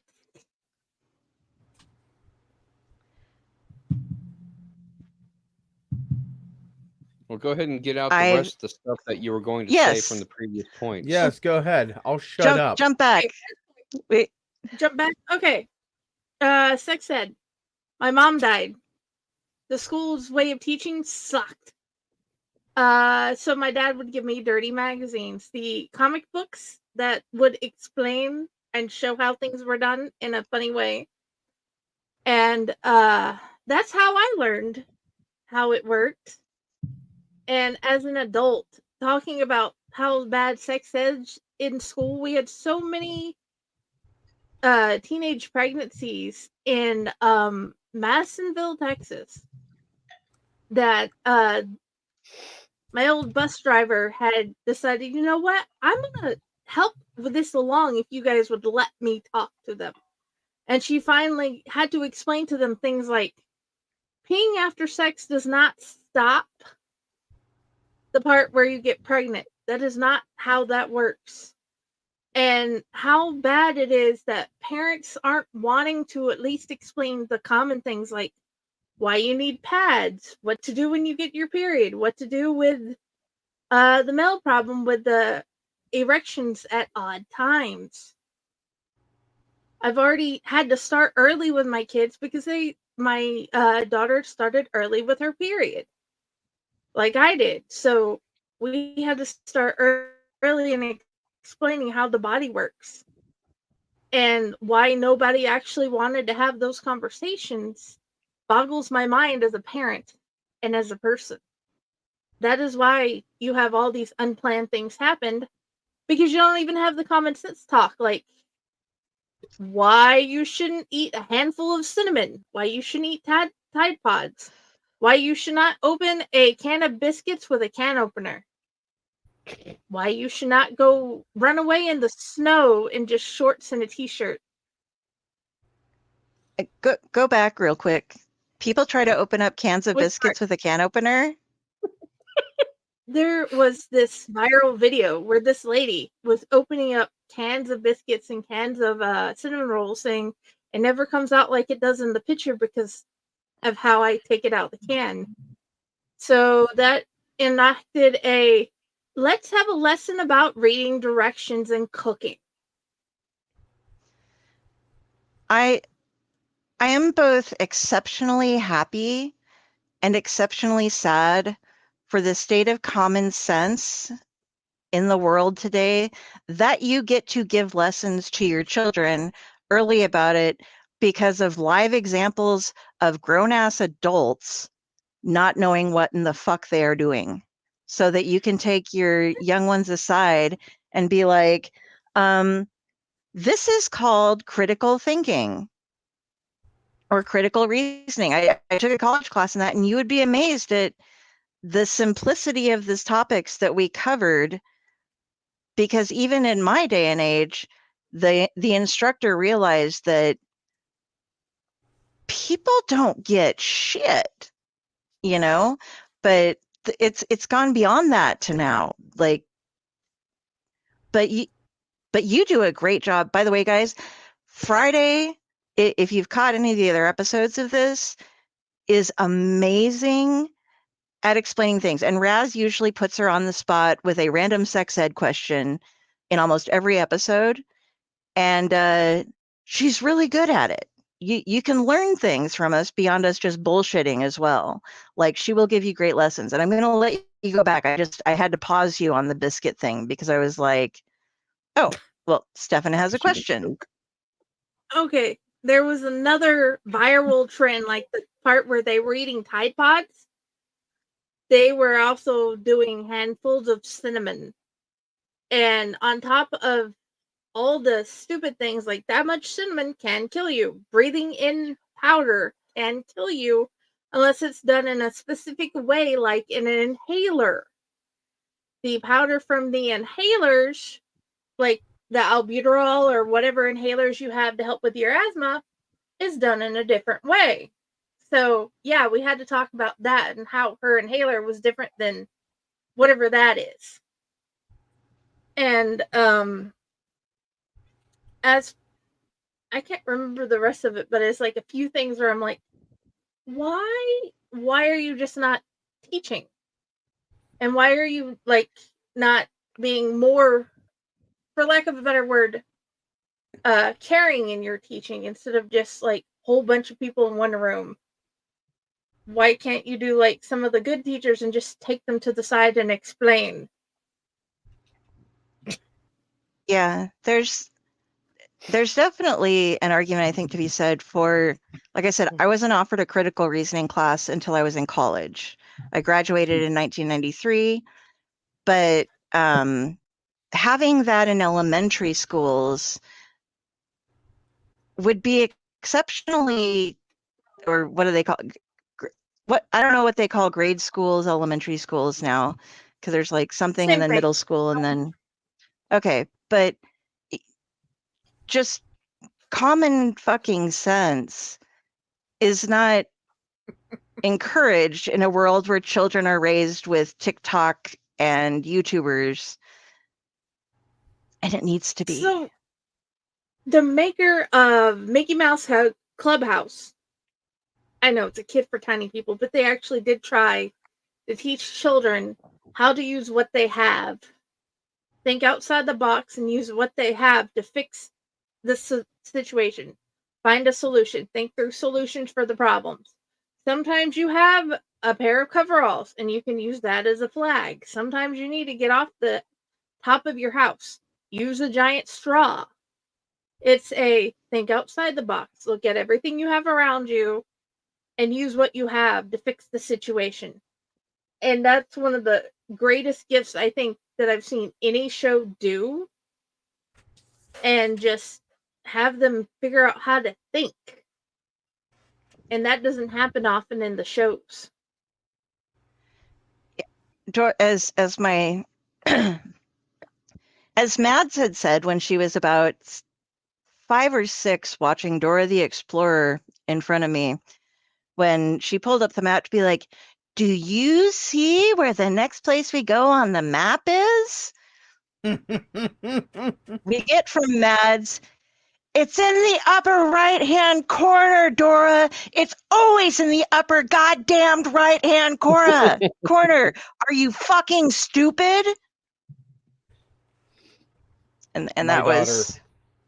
I love Dora the Explorer, but she's not so much on common sense either. My daughter No. was getting tested for kindergarten, and she's smart. She's so smart, but she plays dumb, because if she can get away with it, she'll let someone else do it. That is smart. But when you're trying to do the kindergarten testing, you're supposed to show what you know. So when the person goes, do you know how to spell your name? And she goes, yes. And they said, well, can you spell it? And she goes, R. And he goes, okay. And she looked at him and goes, A. And he goes, okay. And then she goes, and he goes, okay. And she looked at him like, haha, I got away with it. You're a dumbass. You don't know how to spell my name. What shape do you need? Can you do a square? And she goes and she makes a circle and smiles at him. And he goes, okay. And she's like, haha, I got away with it. And then I looked at her. I said, Raven, spell your name. She spells it. I want to see a square. Show me with your fingers. She makes a square. Make a circle. She makes a circle. And he goes, she's smart. She just don't like showing you because she think you dumb. She's probably right. When I was going into kindergarten, like I said, I ended up getting moved up and a lot of behind the scenes shit, but I tested into the junior high level, but they were like, we aren't going to put a 5-year-old in junior high because that's just way too much social fuck ups. And this was back in, like 1981, 1982, something like that. This was before Doogie Howser was a thing. And I probably wouldn't have thrived very well if I was like, that itty bitty kid in the big kids classes. But they sent me home with a note because I was doing fine. I was doing the kindergarten during the day, first grade after lunch, because kindergarten went home, they only had a half day. And I didn't know how to skip because I read books. I didn't play. I never really played with other kids. And they were like, she doesn't know how to skip. So my mom had to sit there and teach me how to skip, and she was just flabbergasted because she was like, how does a child not know how to skip? And I'm like, when in the fuck would I have ever skipped? What would drive me to skip as I sit in my corner reading my books and do things, I have no idea where you're coming from there, Stefan. And I'm stealing a story from somebody else, but Brandon, one of the Dorkening members, was in trouble because he was his family is very Irish, and his sister's name was, I always pronounce this wrong and I'm very sorry. It's like Siobhan is what it is, but it's like Siobhan or something. Is it something similar to that? Is a spelling for it? And they were like, oh, okay, Doogie Howser. But they were like, can you spell your sister's name? And he said yes. And they didn't recognize the spelling, so they were like, well, you're wrong. And they punished him for an entire day. And then when his parents came to pick him up, they were like, your son doesn't even know how to spell his sister's name. And we had to give him all these stuff. And they were like, that's exactly how her fucking name is spelled. Leave my son alone. So, teachers don't always get it right. No. They need to realize, and I think today it would be slightly different because There's so many goddamn ways to spell every single name out there, and so many new creative names that have come out. I mean, well, like I'm a Carrie, and I worked with 5 other Carries, and we were all spelled. Well, 4 other Carries. We were all spelled a different way, you know. But like Mads went to school. She played volleyball, and there was a girl on her team, and I love it. Her name was Curiosity, spelt with a Q at the beginning, and they all just called her Q. But like that was a really cool name. The little girl named Tequila, that was one of my old neighbors. I kind of worried about her because I don't think you'd name your kid like vodka, or like you'd be like your name, like Jack for Jack Daniels or something, but just straight up like Tequila. That's how you were conceived, child. Tequila. I'm sorry, I'm making fun of people named Tequila. No offense meant. It just, the name confused me. So my problem is when it comes to naming, I am so used to people adding a weird ending or a weird suffix that weird to me because it's all odd. And I move, and not all people are doing that in all areas. So I asked if they had an idea of how people come up with this idea. And they basically said, that's not normal. And I'm like, that's normal for my area. Because it wasn't just the black people, it was the black people, the white people. I've heard more hillbillies with weird endings to their name than any other race, white, black, Latino, whatever. So yeah, learning about names is hard. And looks like Pyle needs to sign off. I'm going to jump off here, but I just want to say it's always a pleasure being on here with you guys. Hopefully my schedule gets a little less chaotic, and we do have Chainer's Science Secrets coming up this Friday. So we will have you guys come play with me on my show. So and you guys who do we have a on? Wonderful Gravedigger. We have Gravedigger. Awesome. We'll have him for an hour, and then after that, we're going to talk about acting. Nice. So you guys all have yourself a wonderful one, and thank you. Bye, guys. Thanks for coming, babe. Bye. I will probably follow him out in the next 10 minutes or so, since it's almost 11. It is? It's almost 11. Yeah, I forgot you're an hour ahead of me. All you Ohioans. Mm-hmm. The rest of us are like in a normal time zone. Especially us that have to get up early for work. Yeah, I don't do that. I just... My 4:30 is your 5:30. That's the thing. We're still doing 4:30 here, but it's like an hour difference.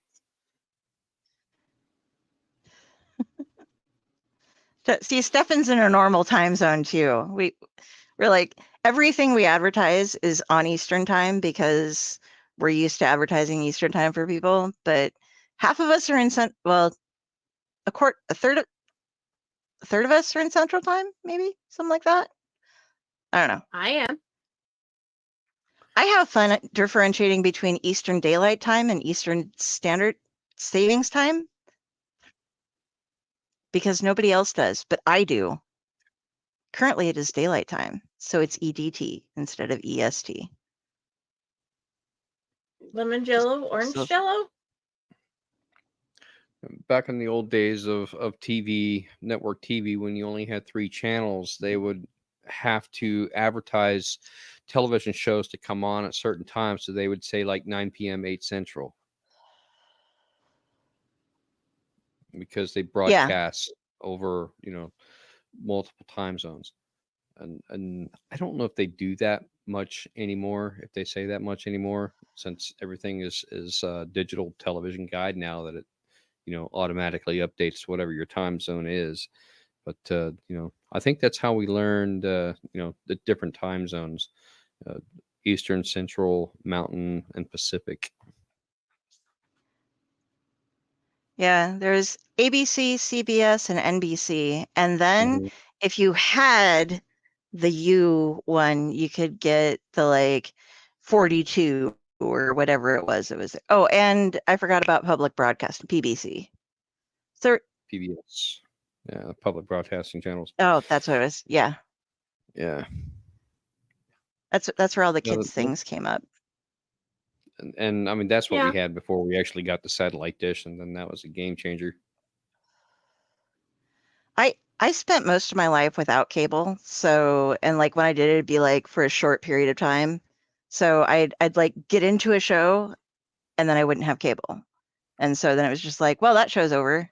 I'll never see it again. And now we have streaming services. And I'm like, well, I said I'd never see it again.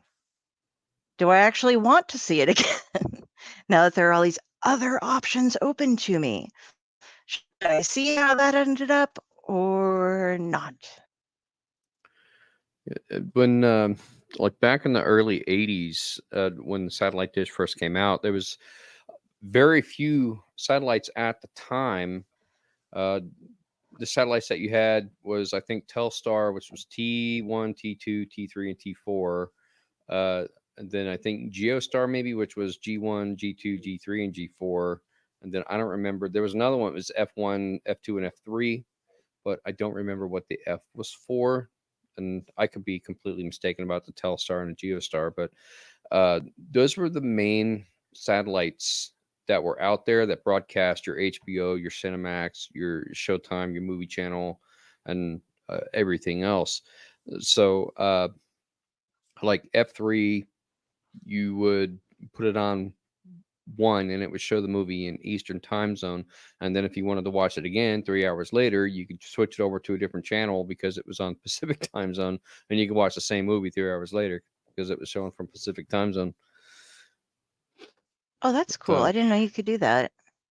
Yeah, I never that had a was satellite, so I never. way back in the day. And then, of course, they realized they could start charging for these movies, and they started scrambling the channels. And you had to buy a descrambler as a separate piece of equipment in order to get basically the same movies that you had been watching.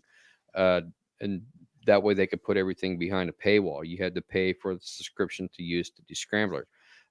When it first came out, of course, there was no paywall for the descrambler. You just bought the descrambler and then it unscrambled everything and you got your movies. But then they wised up and they put all of that where you had to pay subscriptions. But around that time was the same time that home cable started becoming more prominent, more mainstream, and it was a hell of a lot cheaper than satellites. Because you just have your cable company come out, install the equipment, and then you get your cable television, and you got access to all the same channels that you had. But by that time, they had already figured out to put all of your premium channels behind paywalls. So you still had to pay for your HBO and your Cinemax and Showtime and all of that stuff. But You know what they do that's terrible now? They sign up certain sports teams to only appear on specific cable networks. yeah, So, that wouldn't surprise me. They get an exclusive right to them. yeah. So, like, my mother is everybody knows this. My mother is addicted to Hawaiian college men's volleyball. She loves it. She loves their teams, but you can only get it on Spectrum because they signed a thing with Spectrum. So, that one of the family members is trying to figure out if they can get it on ESPN or not, because Spectrum, when you get them, you have to get you get the whole package, but it's not very good, at least in this area. You tend to have a lot of problems with it, and it's like you spend more time buffering than you do watching things or being Yeah. able to use your internet. But it's the only way that she can, at 3 o'clock in the morning, access her Hawaiian men's volleyball. So she's just sticking with it. I'm on Spectrum here, but I'm also in a large metropolitan area, so the coverage is pretty good.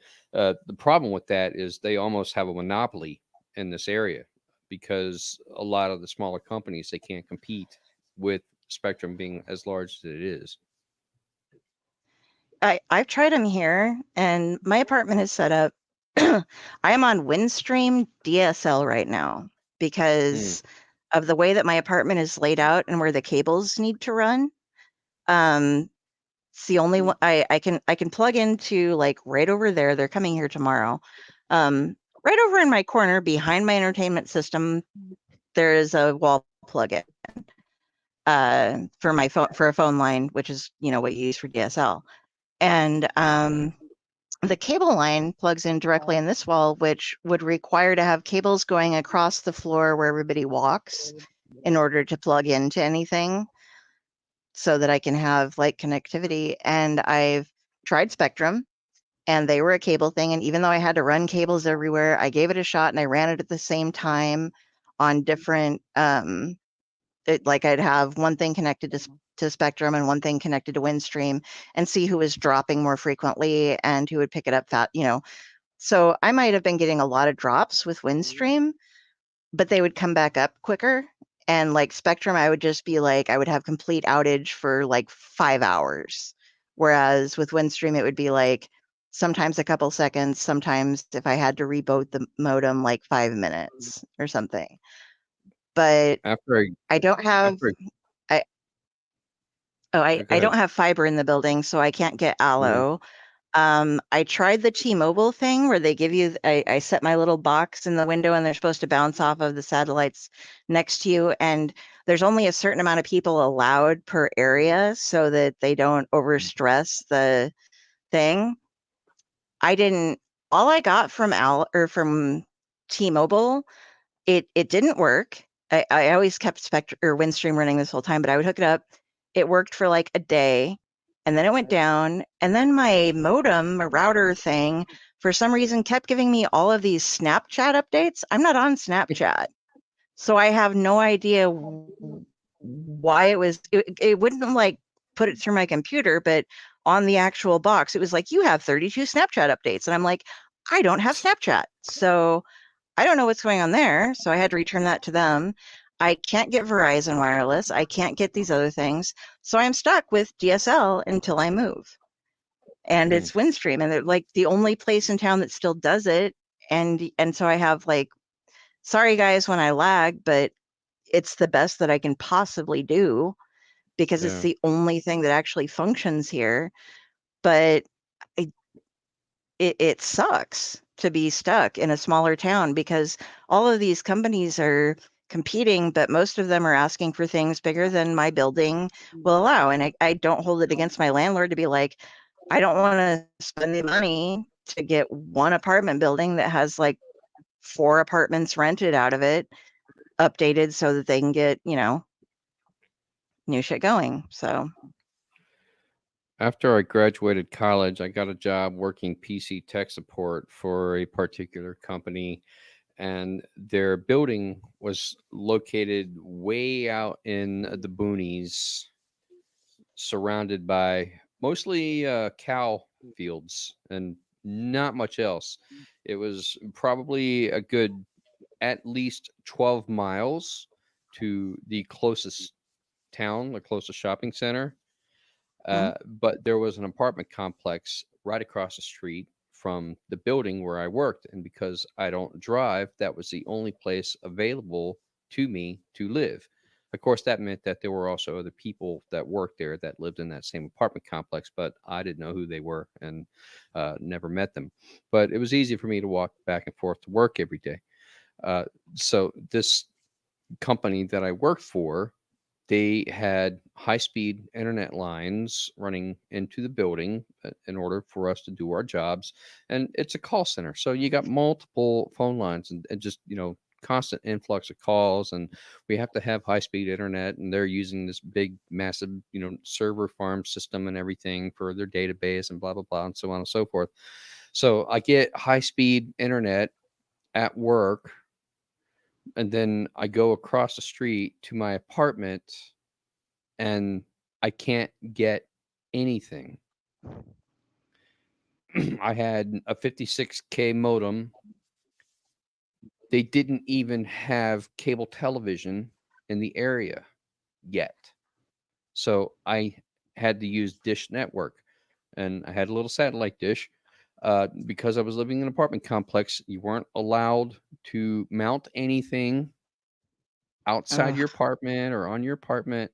So I had a satellite dish mounted on a cinder block that when I wanted to watch TV, I just put the cinder block right outside my apartment so that I could pick up the satellite dish. And then when I was done, I'd have to bring it back in so people wouldn't steal my damn satellite dish.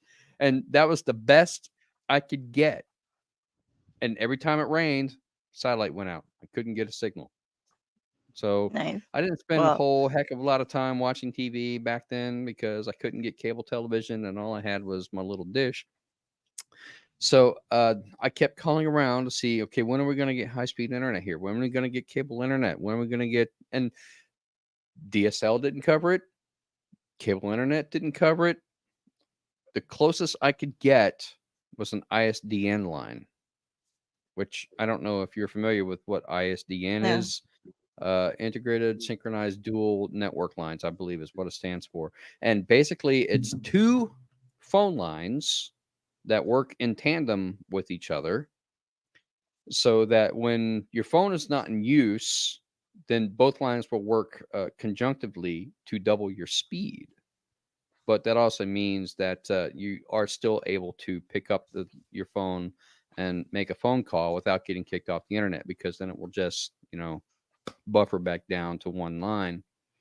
The problem is that it costs twice as much as cable internet or DSL, because they have to come in and install the equipment, and then you have to get an ISDN modem and specialized equipment in order to do that.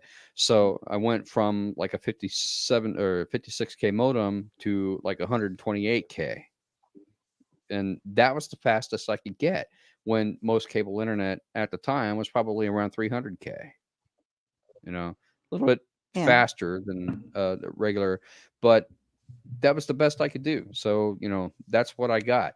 And the irony was not lost on me that across the street, I had a building with ultra high speed, super high tech internet. And then in my little apartment, the best I could do was two phone lines.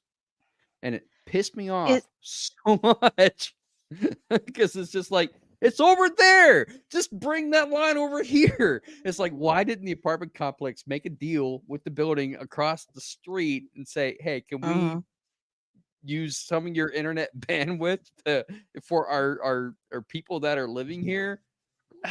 And it's such a,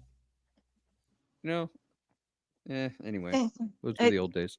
I'm wondering if that's okay. So with mine, okay, like I said, it's DSL, but I have to pay for having a landline. I have a landline number. I've never used it except to log in to that account to pay things or to file a complaint. But I do get two options on my login. It's that I'm not going to give out my information, of course, but it's like this number 1 or this number 2. So is that what I have basically? Well, Because it'll digital like default subscriber from one to the line is other a or little bit something. different because what it's actually doing is regular phone back in the old days was still mostly analog bandwidth and worked at a certain frequency. But then they would basically piggyback a digital signal across those same lines, which digital works at a higher frequency. So as long as the wiring was there, they could pump both in at the same time, and then your DSL modem would separate what's on the analog frequencies versus what's on the digital frequencies. Okay, because they told me like I would have these speeds, and it was like, well, you do have those speeds if you combine the speeds of both of the different numbers that you have that pull up. And I'm like, but I can only be on one at a time. So that means I get half the speed because this one, because I have to choose this one or this one.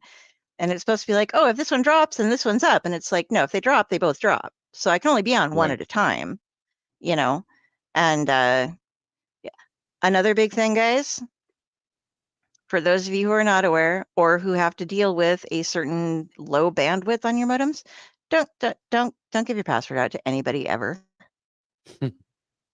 When I had to go through, I'd had some issues with some extra people having my passwords and some homeless folks staying here. And when I changed my password, I looked up and I had 13 people connected to my internet when I was the only one in my home.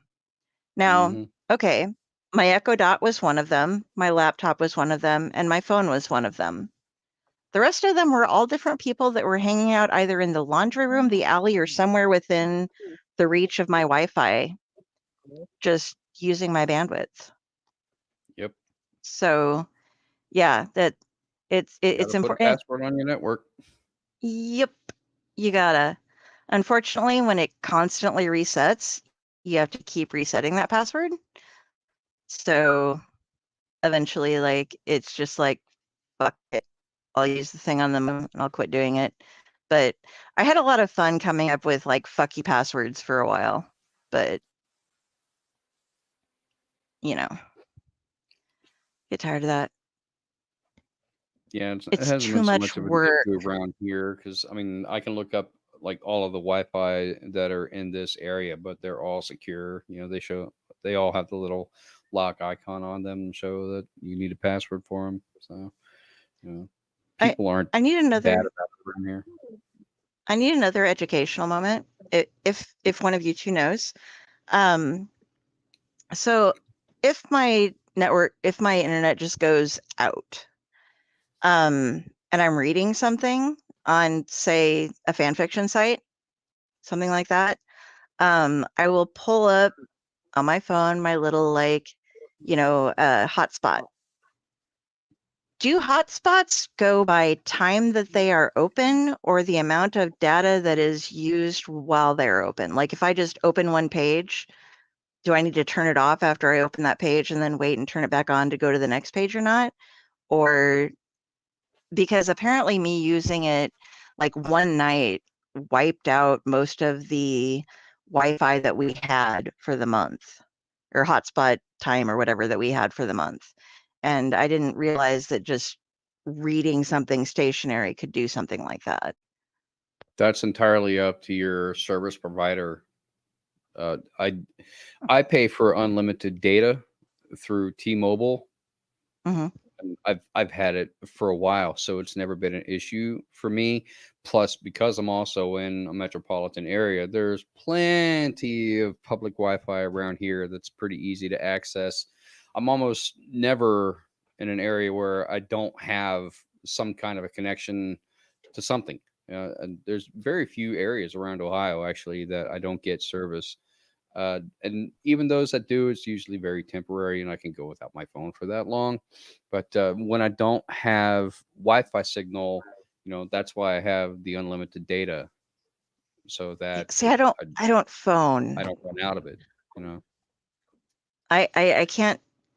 I hate to do things on my phone other than text people, maybe take a picture or talk to things. Like if I'm doing Facebook, it's on the laptop. I keep my phone attached so that if I'm texting somebody, I'm on my laptop doing it. The smallness of the screen really bothers me. So like I can use my Kindle because I mean like I just had it. It was annoying me because it was so big. Oh, this is my Kindle. You know, I can actually read and see things on that. I don't watch movies on it because it's still once again too small, but I need to see things. yeah. Well, I mean, I it probably depends on your boggle your service provider. You know, hotspot is going to use a lot of data. You know, and they will probably throttle your bandwidth so that you won't be able to transmit or receive as fast as you would on regular Wi-Fi. So, in my opinion, hotspots have been kind of hit or miss, and I've never really seen many good ones unless you're paying out the nose for it. Yeah, I got used to having the unlimited one during COVID because Verizon gave it to everybody for free. They were just like, okay, things are messed up. We're going to just give this as a benefit to everybody so that if you're having problems catching up with bills and doing things, you just have it, you know? And then it went away and I wasn't aware of it. And then I got a note like, we do a family plan so that we all just pay my mom for what we get, you know, so we have just like this blanket phone. Because when you do that, you know, it's like you pay the main amount and then you pay like $20 each per person rather than having an entire new account under your name.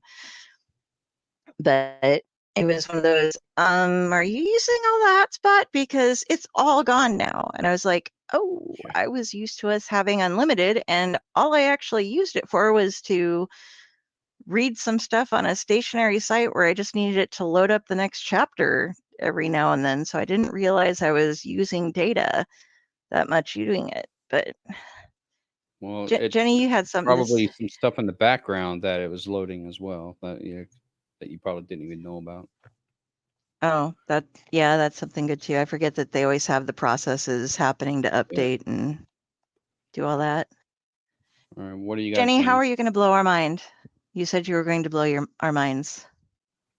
No, I probably will blow yours. This won't mess with most people's head. I run everything Owlite on my phone. Except for like this. I can't do this on my phone. But I can make the shorter videos. I can transfer the videos from one YouTube to another. I can make all the posts. I can schedule everything on my phone. And you choose to do so willingly? It's easier than my laptop. I have a tiny person. Okay. My mom can phone like my mom can phone 5,000 times better than I can, and she can also dual screen, which I have no idea how to do because I've never had a second screen.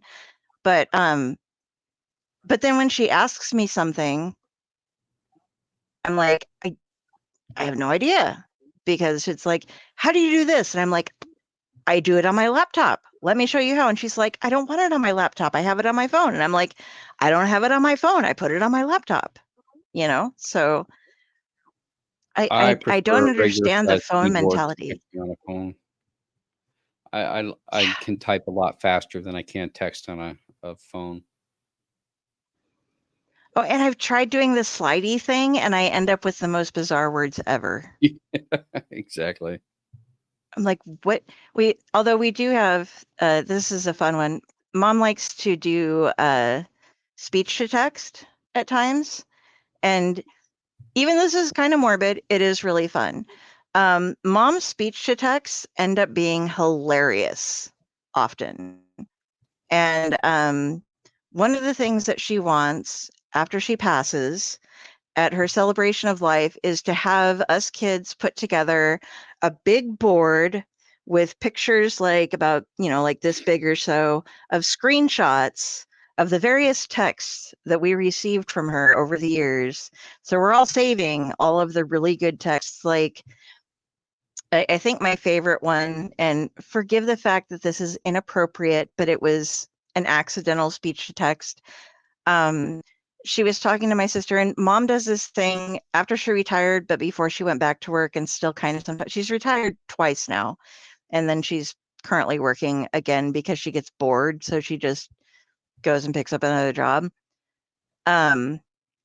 But she does Granny Dash, and like we bought her like heat and cool containers and like all these different things. So she'll make, like, she has styrofoam containers and the metal containers so you can put like a pasta thing in and stick it in the oven, and salad containers and dressing containers and glasses and things and all the different stuff, and like personalized stickers with the menus and everything. So she does Granny Dash, and she will make meals for everybody and drop them off to each household over the weekends and stuff. And it's really super fun. And she was talking to my sister about like, okay, so I made some crusty French bread to dip in the beef bourguignon. that I'm making. Would you like to have some to go with it to dip in the juices? But it came across as I made some crusty French bread to dip in the beef abortion. Would you like to have some to dip in the juices? Yes, please. And there was like, no, thank you. I don't really think we need that dish delivered to us. And there was another time she did something on Christmas where it was like, she was saying 6 or something, but it was like, if you guys would like to come over at this time, we'll be having the sex thing going on and stuff. And mom's like, and this is just like, I think we'll skip the sex part because it's family, but we will show up for the gift giving part. And but, If it keeps on so we have giving, all man. these. Her phone is great, and I'm gonna do this, and we just have fun with it. So I love for her. It's depressing to talk to your parents about this, but it's something you have to do. And mom wants for her celebration of life to have a taco truck outside, and because she loves food trucks and she loves tacos, so she's just like, I want a taco truck outside. I want you kids to put up this. She wants the song she wants played is by Disturbed. It's Hold On to Memories, which is a very poignant, very good song and stuff. But she's just like, she's got it all planned out, and it's depressing to talk about. But at the same time, it's like mom has some really fun, not depressing things that she wants because she really wants it to be a celebration. So I'm it that's the happy part about talking about everything with her, you know? So it's like, okay, so all the different flubs and stuff that's gone there, and everybody gets free tacos to hang out and celebrate karma. So, you I know, like it. what's not to like? You get karma and you get karma flubs, and you get to celebrate a really, really, really awesome moment. I just hope that it doesn't happen for another at least 20 years, you know. If we go by genetics, she's got quite some time. So I would hope that my parents don't pass until after I retire from work so that I can spend more time with them. that was something that I was blessed by with my grandparents, is that mom was working, but she had built a house. Well, she was in the middle of getting a house built for them to stay with her that had their room next to a bathroom next to the main area with all wood floors. When something occurred with my grandmother to where she was hospitalized and they had to move in with her. So for a month or two, it was kind of awkward trying to fit everybody into the house that she had. But then we all moved into her new, well, I had my apartment, but they had their place, and I stayed on the couch and stayed with them and stuff. And I got to spend like a decade, a little over for Papa, a little under for Grandma, but spending time with my grandparents, which is something a lot of people don't get to do, is spend every day and get all the and Grandma, like, instead of having memes, Grandma always got all the magazines that had the like little jokes and stuff in them. And I got her like Grandma's Dirty Joke book, and she loved it. But she'd cut out all the little ads and the little inside jokes. And so instead of having like Grandma had a Facebook with memes, I'd show up and she'd be like, look what I found. And she'd be like handing me these little scraps of paper that were basically like her version of memes and stuff. And Pop would sit out on the back porch, and he couldn't remember what he had for breakfast, but he could remember everything that happened in the past. And so he'd be telling us stories about like, well, there was this one time when I was driving the girls, his sisters, into town to work. We got stalled out on the train tracks driving the such and such car. And we look and we're like, you're not going to say that. He's like, and a train came by and rammed into the car. We had to get out, of course. And we're like, you got hit by a train. Well, yeah. And so they bought us a newer car, but it weren't no better. And, but I got to learn all of that and spend all that time. And I'm glad, because I now, even though she keeps going back to goddamn work, got to spend a lot of that time with my mom as well, so it's good to be able to get that time when you can. I never knew my grandparents. I'm sorry. Both my paternal grandparents died before I was born, and my maternal grandfather died the day before, or a couple days before my 7th birthday, and then my grandmother died almost a year after that. So I never knew him. I've been very fortunate in that I lost my last grandparent last year. So, or this past year. So I was able to grow up and spend weekends or weeks with them over the summer, and I consider myself to be very lucky because I had some amazing inspiration, and all from different sides of, like, my father's grandparents were farmers, but my grandma, before she married Papa, was a model, and it was so fun because every time she'd be like, she wasn't like really materialistic or anything, but her way of describing people would be like, "Oh, look at him. You know, you're that nephew of mine, he's so good looking, isn't he? He's just a good looking guy." And that's how she really liked to express things. And then other Papa and Grandma, like, he went through the war, and then he traveled around working on barges and things.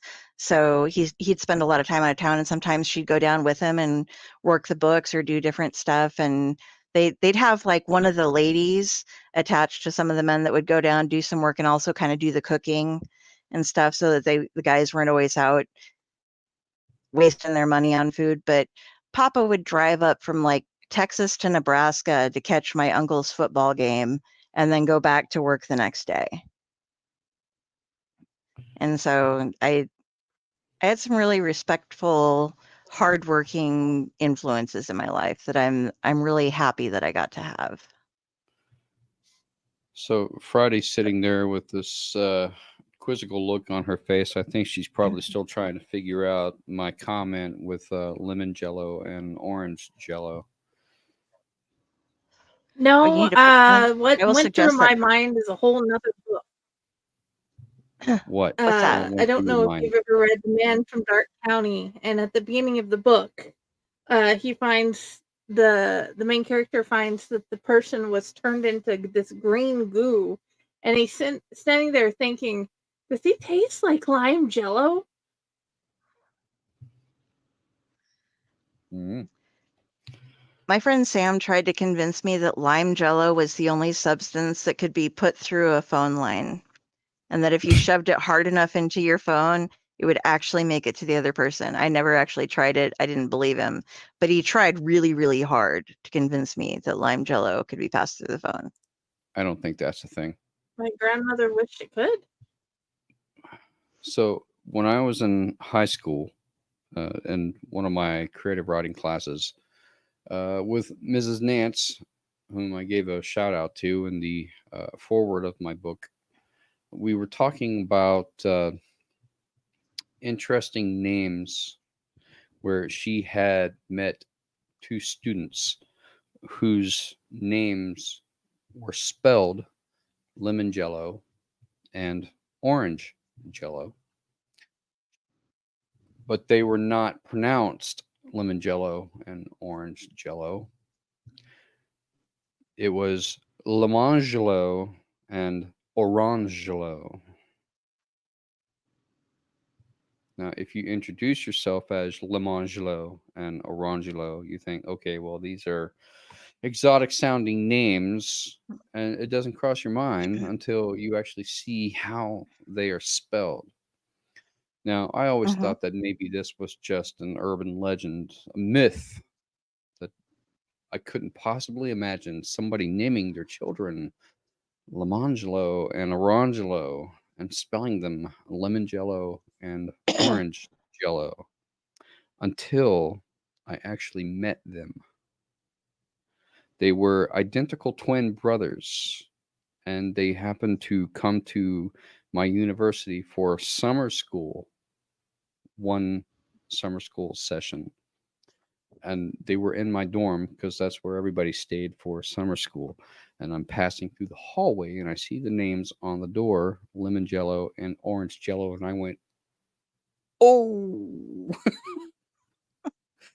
So I had the opportunity to actually meet Lamangelo and Orangelo, and I already knew how their names were pronounced. But to everybody else, it was, you know, it was different. My mother went to school, and this is something that proof by high school yearbooks. It actually happened. I know this isn't one of those little made up things, but she went to school with, and I think the parents should be punished, Rosie and Harry Butts. And their brother Yes. Seymour. But it was just like, really? You're gonna name your kid that? Did you think at all, like the father, at least, who had the last name to begin with, had to go like, I was on a playground once.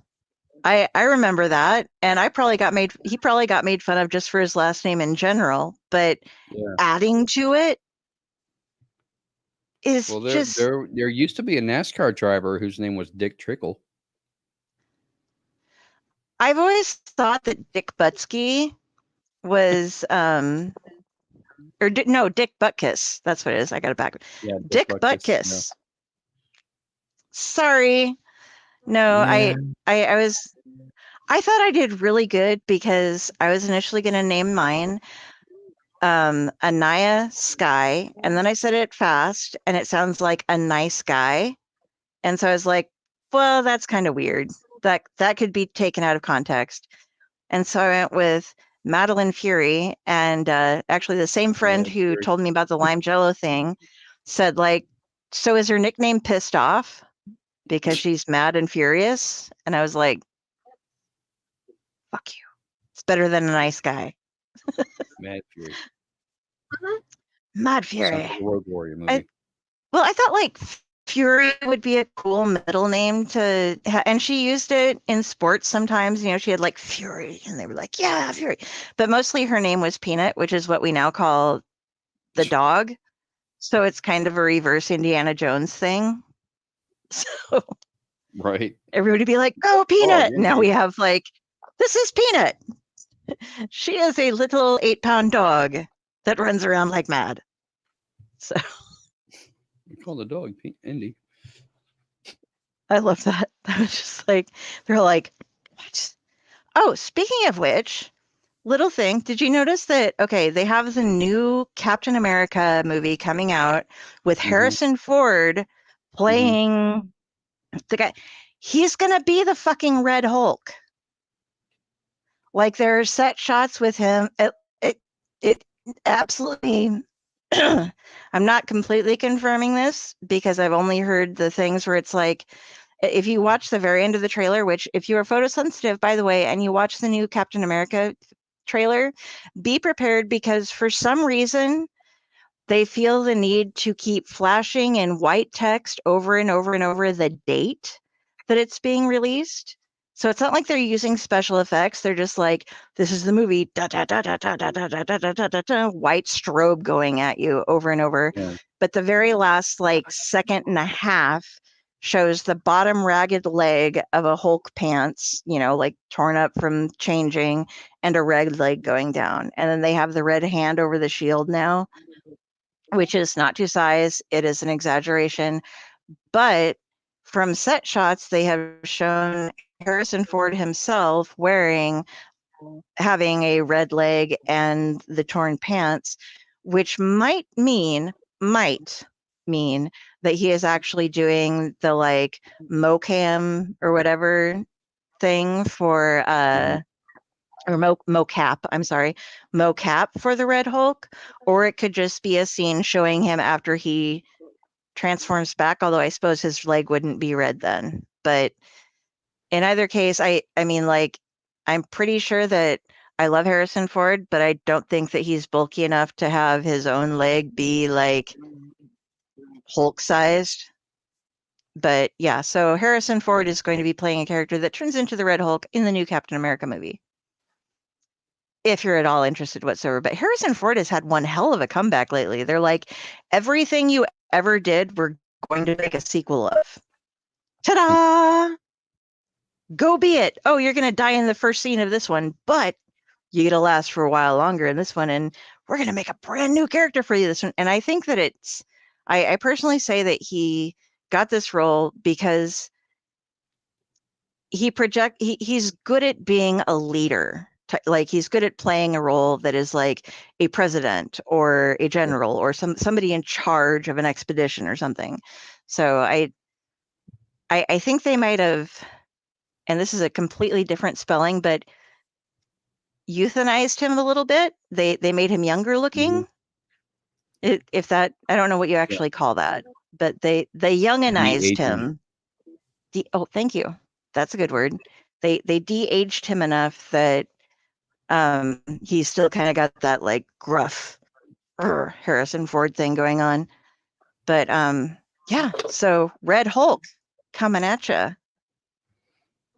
Well, they I'm kind not of did sure the how I same feel about thing it. with Chris Evans in the first Captain America movie when they had him as the scrawny Steve Rogers. You know, that's all CG as well to make him appear frail and smaller than he actually is. And you know, my Yeah. whole thing about the original Captain America movie with Chris Evans is, you know, he goes into the cylinder, the chamber, you know, as the 98-pound weakling. And then of course they inject him with the super serum and all of that, and he grows and he comes out and he's like 6'4" and full of muscle and wearing the same pants. They were latex. They just didn't tell you. They must have been. I don't know how he went from like, you know, a size, you know, 28 waist to a size 36, you know, or whatever. And the pants didn't split or rip or anything, you know. Okay. This is why they need us to like go through and just nitpick the films. Those of us who are writers and especially like you, martial artist and stuff. There's something I'm going to be sending to you, by the way, that is martial arts related. It's a comic book thing. Can't remember off the top of my head what it is, but this person is rattling off like, oh, I might be skinny and unarmed, but I know. And I was going to double check with you on some of the different martial arts references that they used, because some of it I believe is something that you practice. So you might be able to tell me whether they're being honest or not. But yeah, the super serum is crazy because they made it once and then they fucked it up like 300 times after that. But everybody they injected had different weird ass side effects. Right. And like some were great, some were horrible. And it very much interests me on like, okay, they had Super Soldier, they had Captain America, he did great. And then they got Wolverine and Wade Wilson at the same time with basically the same thing, only Wolvie was already a mutant, so he had the extra, you know, stuff going on. And they've just recently started releasing a couple of the other mutagens. I guess it would be like I think it's Weapon 8 they recently brought up in Spider-Man Across the Spider-Verse. It was like a 4-issue miniseries that came out, and he's like a spidered version of stuff, but it's like he's been hinted at for forever, and then he's on like, you know, 6 pages, and you're like, well, that was great. Okay, thanks. Always wondered what happened. Are we going to get the other 300? You know, like some of them are just like little piles of goop that are like, oh, kill me, please, kill me. Do you taste like lime jello? I'm just wondering before we kill you. Sorry. Okay, I tried to look in explain. here. Men from Dark Yeah. County by Insolvent. Please go read, and you too can wonder if he tastes like lime jello.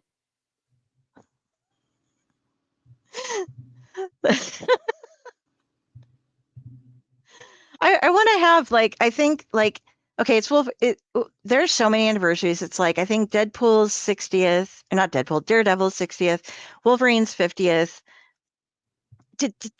Every anniversary is happening this year, like decade-ish anniversaries are happening this year.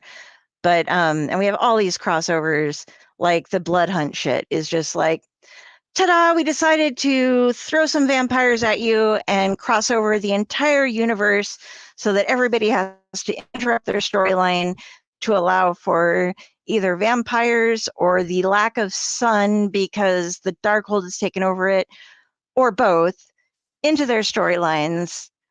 And now they're also doing a Beetlejuice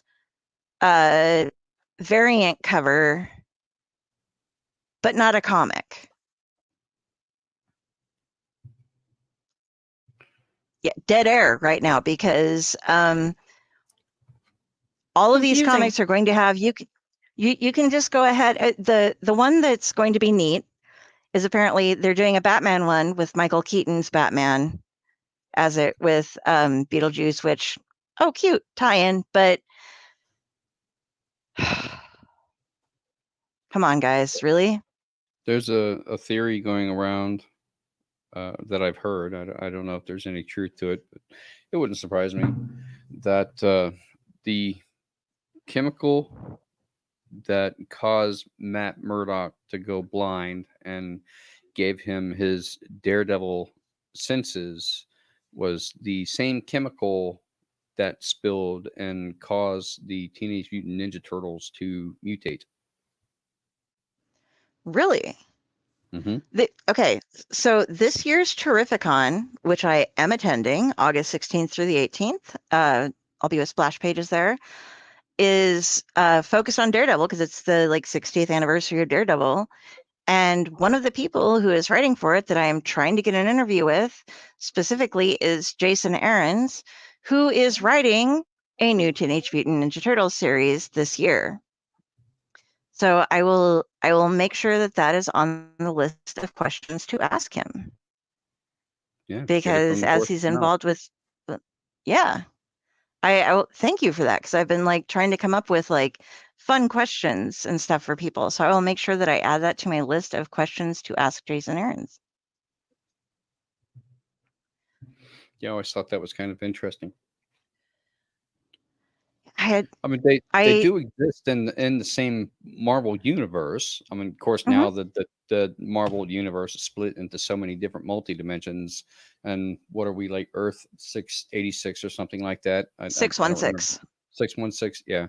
I mean, so it's entirely possible that the Teenage Mutant Ninja Turtles do not exist on the same Earth realm as Matt Murdock as Daredevil, but I think that that's a possibility that they do exist, and one could lead to the other.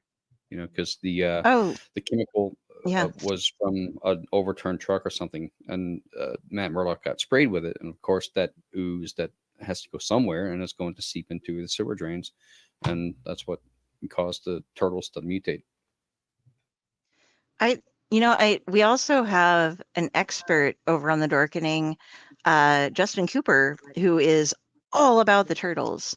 So I'll be sure to present that to him as a question as well to see if he happens to know that, because I had not heard about that before. But I mean, it wouldn't make sense giving it didn't make them go blind, but they're turtles, so they became something different. It enhanced them in certain ways. Now, and here's something, because I'm not a turtle expert.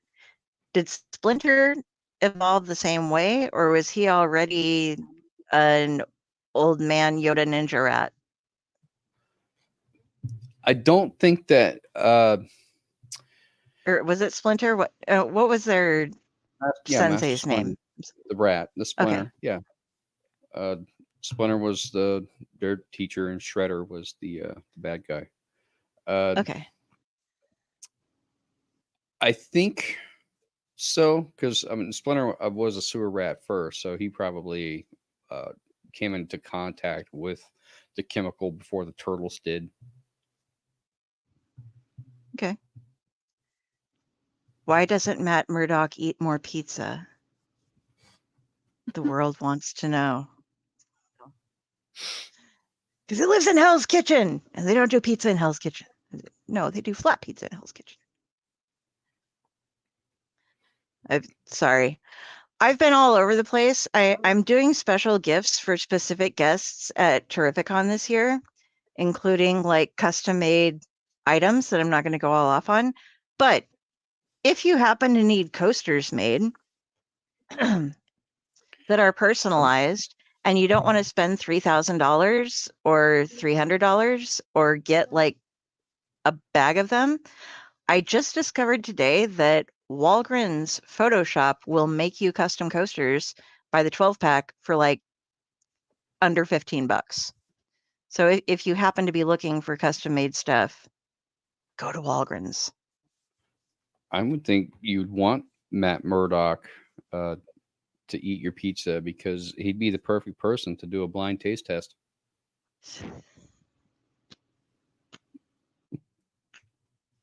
Bravo, sir. Bravo. You got that one.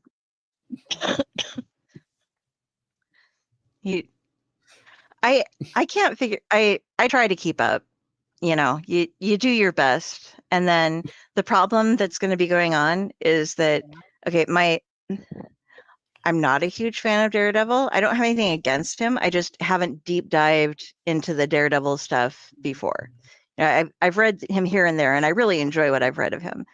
But who I would say my favorite Daredevil artist is or Daredevil writer is, because he's one of my favorite writers out there, and we've had him on the show before, is DG Dan Chichester. And I love Dan Chichester's stuff. And he got invited to a different con before he got invited to Terrificon. So he's going to be the only person basically involved in Daredevil that isn't going to be at the con. And I'm like super sad because Jenny, you've met him. He's just a wonderful guy. Yes, he is awesome. He did a lot of Hellraiser stuff. He did a lot of horror stuff. He did the Black Armor. And there were people who were like totally trashing him, like, oh, the Daredevil Black Armor was the worst comic of Daredevil ever. And so we have the worst writer coming back and doing the worst comic ever. And it was just like, dude, did you read it? It was solid. It hit hard. It was amazing. And I'm so glad that they did, because he had a really low self-esteem going on for a little bit about that. You know, it was like when people just call you shit just for the fuck of it, it's just like, people are horrible. I was happy he answered all my weird little questions. Yeah, he's just an amazing guy, and he did a great job with the new Daredevil Black Armor miniseries. It really rocked the house, and so he proved it. But I don't get to see him this year because he's going to be going to a different con. I think he's actually going to be in Texas, so y'all can go and check him out and be like, hey, she wanted to ask you these questions, but she's in Connecticut. So if you happen to have time, I don't know. It's not that I don't have time, it's that I don't have money. And I'm not in Connecticut. Well, no, I'm going to be in Connecticut. He's going to be in Texas. Oh. I think. Maybe New Mexico. I'm not positive. But I thought he was in San Antonio. I could be terribly wrong. I'll get you a press pass, maybe. We'll try it out. Decent place there to go to a con. I won't be at either one of them. Okay, no fun. Well, we are going on 3 hours here. We totally swindled Ron into staying for an extra hour. But he's like, I gotta go. But this, you're going to talk about it. Exactly. And it'd be very easy to continue doing that for the rest of the night. Especially if you start talking comics and stuff. My knowledge doesn't really trend past the late 80s and early 90s as far as comics go, other than what they have in the movies. But I mean, you guys know more about comics than I do because I haven't been reading them since I was a kid. I'll start sending them to you constantly. But you know, I Which have knowledge in she- many other areas. she's the one to talk about comics with. I know very niche comics that I am reading. I'm learning many more comics, but mine are still niche. They're just a lot of niche. I've got the horror comics down, and some of the I guess I'd call them gen eds if you're going to school for them. You know, like the basic Yeah. X-Men, the basic Marvel, the basic DC, the basic this. But then I go off and I'm like, ooh, I'm going to read all of this person's stuff, and it goes really far out there. And so I'm like, I'm going to ask you a question about this comic, and they're like, you're the only person who ever read that. So I'm like, yes. Well, when I started collecting comics were only 75 cents at the time. And then when they would have special issues, that might be $1. Or if they were a double issue or, you know, particularly printed and colorful and, you know, and all of that, they might be about 25. But they were rarely ever more than that. And I started collecting comics from the 7th grade, basically on up through the time I was a senior in high school. But you know, back then I got an allowance, or I started working, and you know, I had a little bit of money that I could buy comics with because I didn't have any other bills or responsibilities or stuff like that. But at some point, they started coming out with all these graphic novels, or the printing process started getting more advanced. The comics started costing more, and it outgrew my allowance, and I just never had the money to buy comics anymore. So I fell out of it. You know, once I started college and I started taking on bills, because you know, then you got to pay rent if you got an apartment, and you have to pay your phone bill, you got to pay your electric bill and all of that. It's just like I didn't really have the money to spend on comics anymore, so I sort of fell out of it and never really got back into it. Yeah. I fell out of it for about 20 years. I would read what I could and hold on to what I had, but it's an extra expenditure that you really have to budget for. When I was in high school, I was working at a restaurant, and so I'd like start picking up extra shifts if there was a crossover event, because it was like, well, shit, that means that every couple weeks or whatever the cycle was for each one that was coming out, I need to buy this, and this instead of just this, so that I know what's going on in everything else. And now the thing is the variant covers. And like my current LCS local comic book shop, unless it's a very specific book that a lot of people have shown interest in multiple covers for, they won't order any variant covers. They just go for the original cover, get the book for everybody's asked for it. If you have asked for something that's not an incentive cover, which for those of you who, like I had to learn what it is, if you want an incentive cover, it'll be like 1 in 25, 1 in 50, 1 in 100. You have to order that many of the basic comic to open up that cover to be sent to your store. So somebody in Lincoln, Nebraska isn't going to be buying the 1 in 100 incentive cover. You're going to have to go ahead and buy that off of eBay or some really big comic book company somewhere else.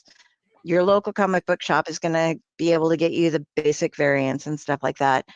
But variant covers have become so popular that we have a section of it on splash pages, but we aren't showing you all the variant. Yeah, we do variant watch, but we are not showing you nearly all of the variant covers. There will be sometimes like almost 150 variant covers done in like a week or two. It's we don't have time to show them to you. It's ridiculous. But if there's like a specific cover that we want to focus on the artist or the cause for, we will show it to you. The rest of it you can look up online. It makes the comics have that much more value if you have multiple issues of the variant covers, like the same issue with different variant covers. Yeah, because some of them, like Leo has, I can't remember which X-Men it is. It's one of the ones that has a connecting cover.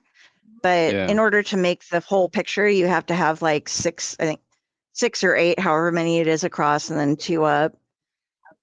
But Oh he yeah. has like 41 issues of the same comic number in different covers.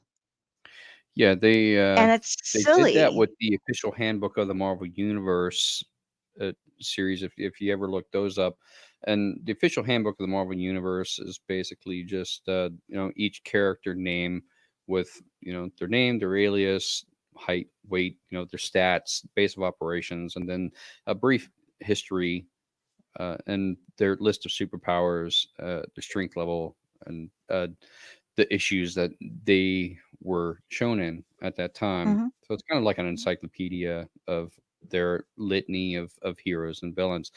And they had official handbook of the Marvel Universe for their current roster of heroes at the time, and then of course they had same thing for the villain side. And they also had official handbook of the Marvel Universe for people that were deceased within the Marvel Universe. And these were characters that they most likely probably would not be bringing back. But you know how it is nowadays. Pretty much anybody is fair game. They'll figure out a way to bring it back if Yeah. they want to. But all of the covers of the official handbook of the Marvel Universe were connected, and in order, it was just one long, just gigantic picture that ran from cover to cover to cover to cover to cover to cover, and you just connected them all into one giant poster of that showed all of the people in those particular issues, and it was very cool that the way that they did it. I don't know how many volumes that they put out of the official handbook of the Marvel Universe, or if they're even around. I still have my copies Mhm. of the ones that I bought when they were first published, and I think the ones that I have are probably volume 2. I think that they actually did one even before the volume that I got. So I don't know Mhm. if they still do that now, but I always wanted to try to get a full set from A to Z just so I could have all of the connecting covers. Yeah, and what what I appreciate is when, and I know the Sandman did this, and I'm not I'm not too invested in as many other comics, but I'm hoping that most of them do this where they release like these are all of the covers in a volume, like a trade paperback. And if it's something like a connective cover, have a fold out type of thing so that you can have the poster and have them detachable if you want or whatever. Because if you're going to go through and buy each of those comics so that you can have every cover, like most of them these days are going to cost you between $4 to $5 a piece. And if they're incentive covers and stuff like that, they're automatically going to jump to between like sometimes $10 to $50 a piece, and some of them even more, depending on who did the cover and how rare it is to get. And there are comic book shops that will specifically have made just for them an incentive cover as well of some sort. So it's just like you can spend like hundreds of dollars getting one comic. It's all the same on the inside. It's just different on the cover. Do you And that's remember just Chris silly. Claremont? Oh, yes. Chris Claremont is still around, still talking, still doing his thing. If you would like to know anything about the X-Men, please talk to Chris Claremont. He actually published 2 books. I mean, he might have more than that now, but I only remember the 2 that he Okay. published around the time that he was still doing X-Men. And the first one was called First Flight, and then the second one was a sequel to that called Grounded. And I wasn't sure if you were aware of those particular books. Are they prose or are they comics? They're fiction. They're science fiction books. Okay, so it's Novels. not a comic. They're novels. Okay. Oh, rock No, on. they're novels. Cool. Yeah. No, I didn't know about that. That's something I'll have to grab actually then. Because Yeah, I mean, they've been out for a while, but they're really good stories. And they're very well written. oh So he's an excellent creator. Yeah, he has a great mind. I always try to find that, and it's very rare, like that you can actually find the prose of somebody who's known for comics, because everywhere you go pushes the comic so much that you don't get to find, like you have to really look hard to find anybody who's written comics and prose, and to find their prose or fiction, nonfiction, whatever it is, but non-comic books. Yeah. So check those out. First Flight and Grounded. Okay, And definitely. I don't know if he's written anything else since then, but I know those 2 books because I bought them. Well, he'll be at Terrificon too, so if we see him, I'll see if I can run in and ask him a couple questions about that book. I Yeah. don't know. He's going to be one of those people who the line goes around the yeah. auditorium for.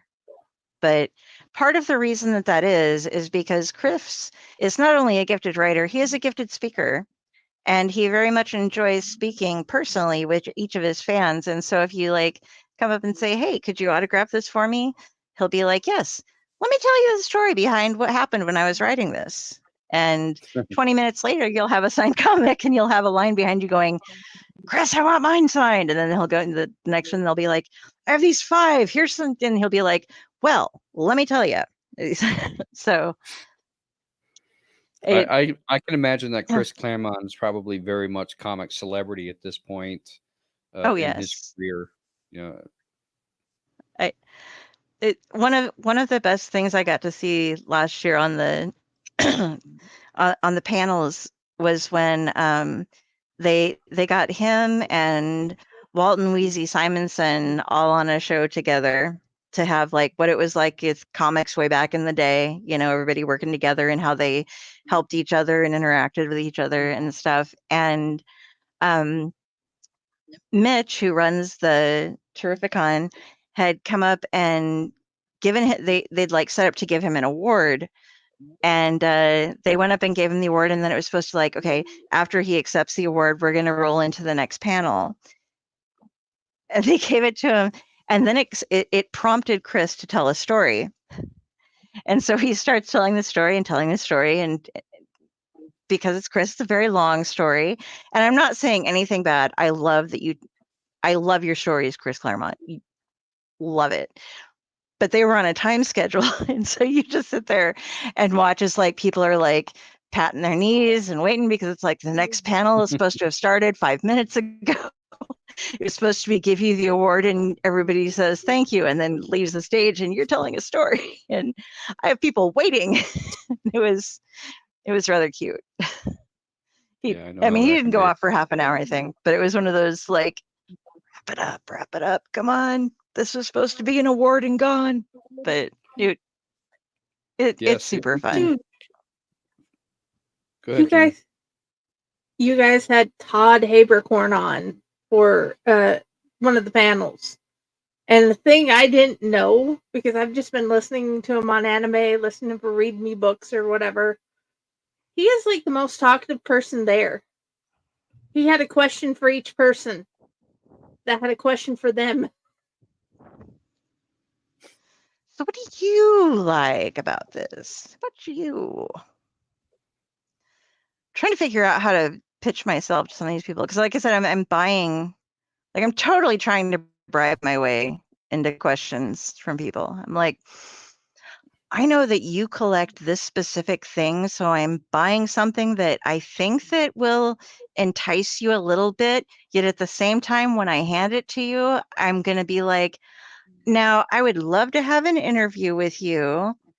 And I know that you like this, this, and this, so I got them for you. This is by no means trying to say like you have to agree to an interview to accept these things, but I would really love it if you would. It'll be like 5 minutes, and this would be what I'd be asking you about. So, and I've been. Sometimes it works. And if it doesn't, I still want them to know that like I pay attention to them, and that I know the different things that they like, and that I want them to have a good time while they're there, Mm-hmm. So For me, it helped knowing his live action things when it came to dang it, Bo Why did I forget his name right off the top of my head? Bo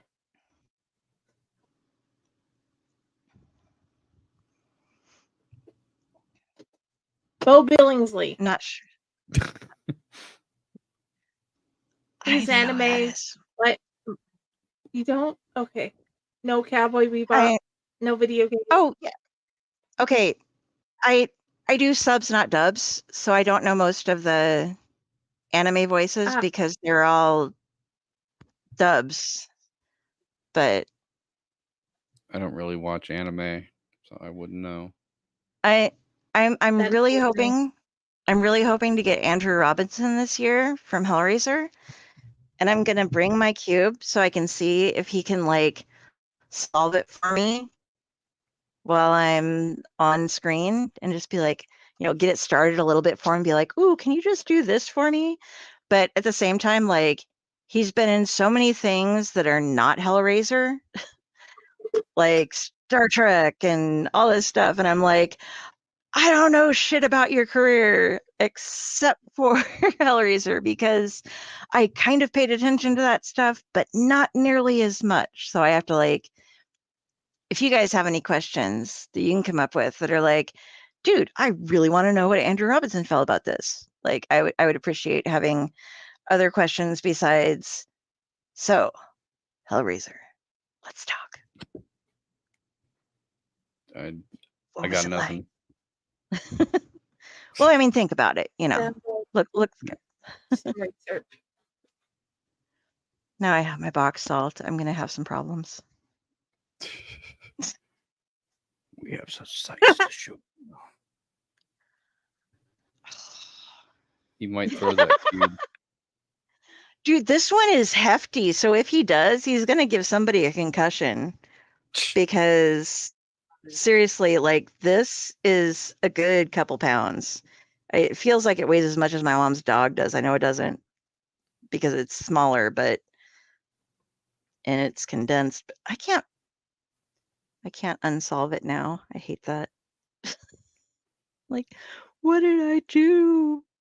What did I do wrong? It's stuck. Anyway, so 3 hours. In 6 minutes and counting. And counting. There was this great radio station that started up back when I was like just out of high school. And when it was like doing the countdown, it when the old radio station stopped and it was transferring over ownership, they did this thing where they played It's the End of the World as We Know It by REM for 24 hours straight. And then they started doing this thing for like a week solid where it was like, it will be 6 days, 24 hours, 7 minutes, 35 seconds, and counting. And then they would say a phrase. And then they would go back into the countdown. And like, I memorized all of the various phrases that they had because I had like, Volvos, they're boxy, but they're good. And I could figure out how many seconds each one of them took. And like my friend, his dad, like he was my ex, but we were at that point just friends. But me and his dad were obsessed with listening to it for the entire like 24 hours or the entire week of 24-hour countdowns. And so we would like have it playing and like I'd go over to visit and he'd have it in the house and I'd have it in the car. And so I'd hop out. And when I'd get inside, like I would wait until it was going to be one of the longer phrases. And so I'd hop in and I'd be able to catch up and we would just sit there and like stare at the radio and count down and recite the phrases with them. And then it just ended up being like a basic, like it was the new rock at the time, like the metal station and it was metal and industrial and alternative. And that was really cool at the time because there hadn't been one of those before. It was like replacing like a pop music sort of station. But I seriously spent a week memorizing the length of time it took to say certain stock phrases so that I could count down for a radio station. the only time I've ever heard of it, and I really want to figure out who did it, how they did it, and if anybody else like happened to have recorded it, so I can just have that to play in the background sometime for a week, just cause. Goals. Hashtag goals. Good story, Del. That's great. We are so happy that we now know that you had no life at all, even back then.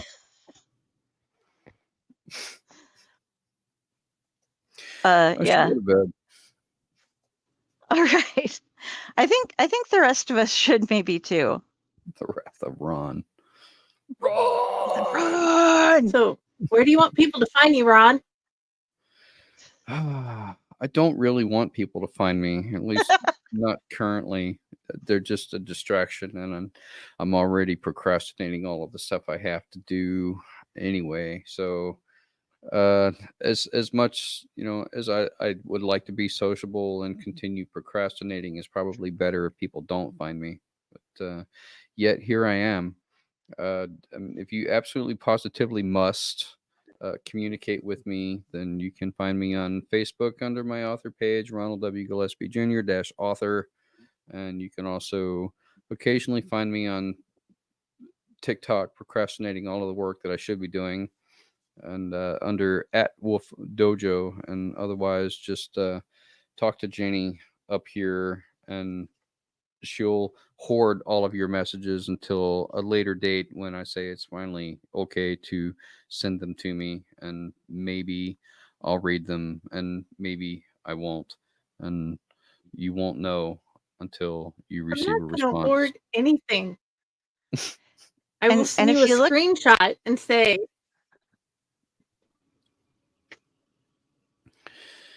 It's just And if you see been behind his head, you can order his book, which I just read this week, and I can tell you is goddamn good and very much worth the read and purchase of. So yes.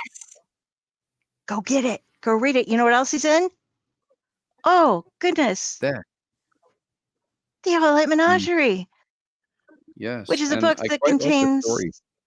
Yeah, Yes, I quite Elliott like the story Menagerie. I submitted for that one. It is a great collection of stories from yours all here and some others at the OLI Network, as well as some friends of our shows who are some great published authors. And money going for the first year of all purchases. Everything is going to Pro Literacy, a wonderful charity that promotes adult literacy. So read And both. And Fae Propaganda. I have a short story in that one as well. I don't have a picture for that. Oh, But yes.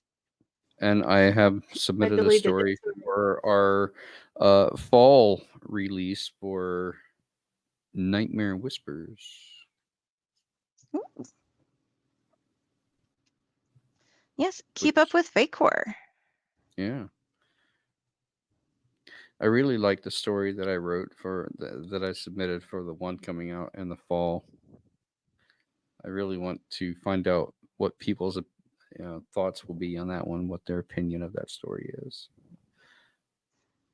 They say, "What's your favorite story?" And it's like the one that I just wrote. Doesn't matter which one I just wrote. It's always the one I just wrote.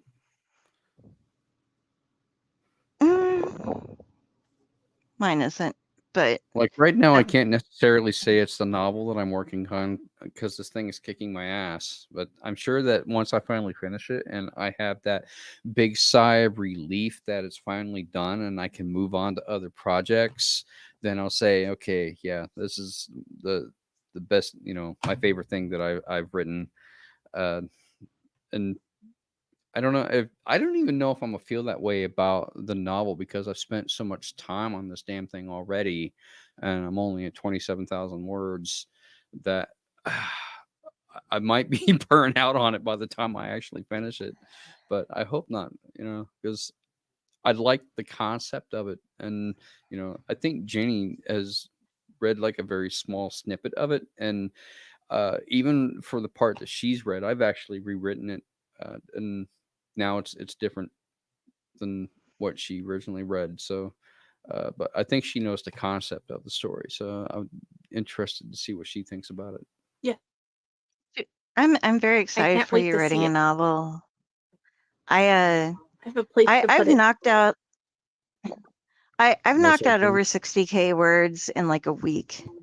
And then it was like, never mind. And then I have books that I've been working on for like a decade. I really feel like for as much as I've written in this story, I'm surprised that it's still only 27,000 words, because I feel like it should be much longer than that already for as much as I put into it. I would like to get it up to at least 50 or 60,000 words, but now that I think I'm at the halfway point, I'm not sure if it's going to reach that far, which means that I will have to have a beta reader and somebody to really scrutinize it so that I can expand on it a little bit to make that 60,000 word mark. Oh, we got you. We'll get you covered. But next up, I'm going to go next because Jenny takes longer.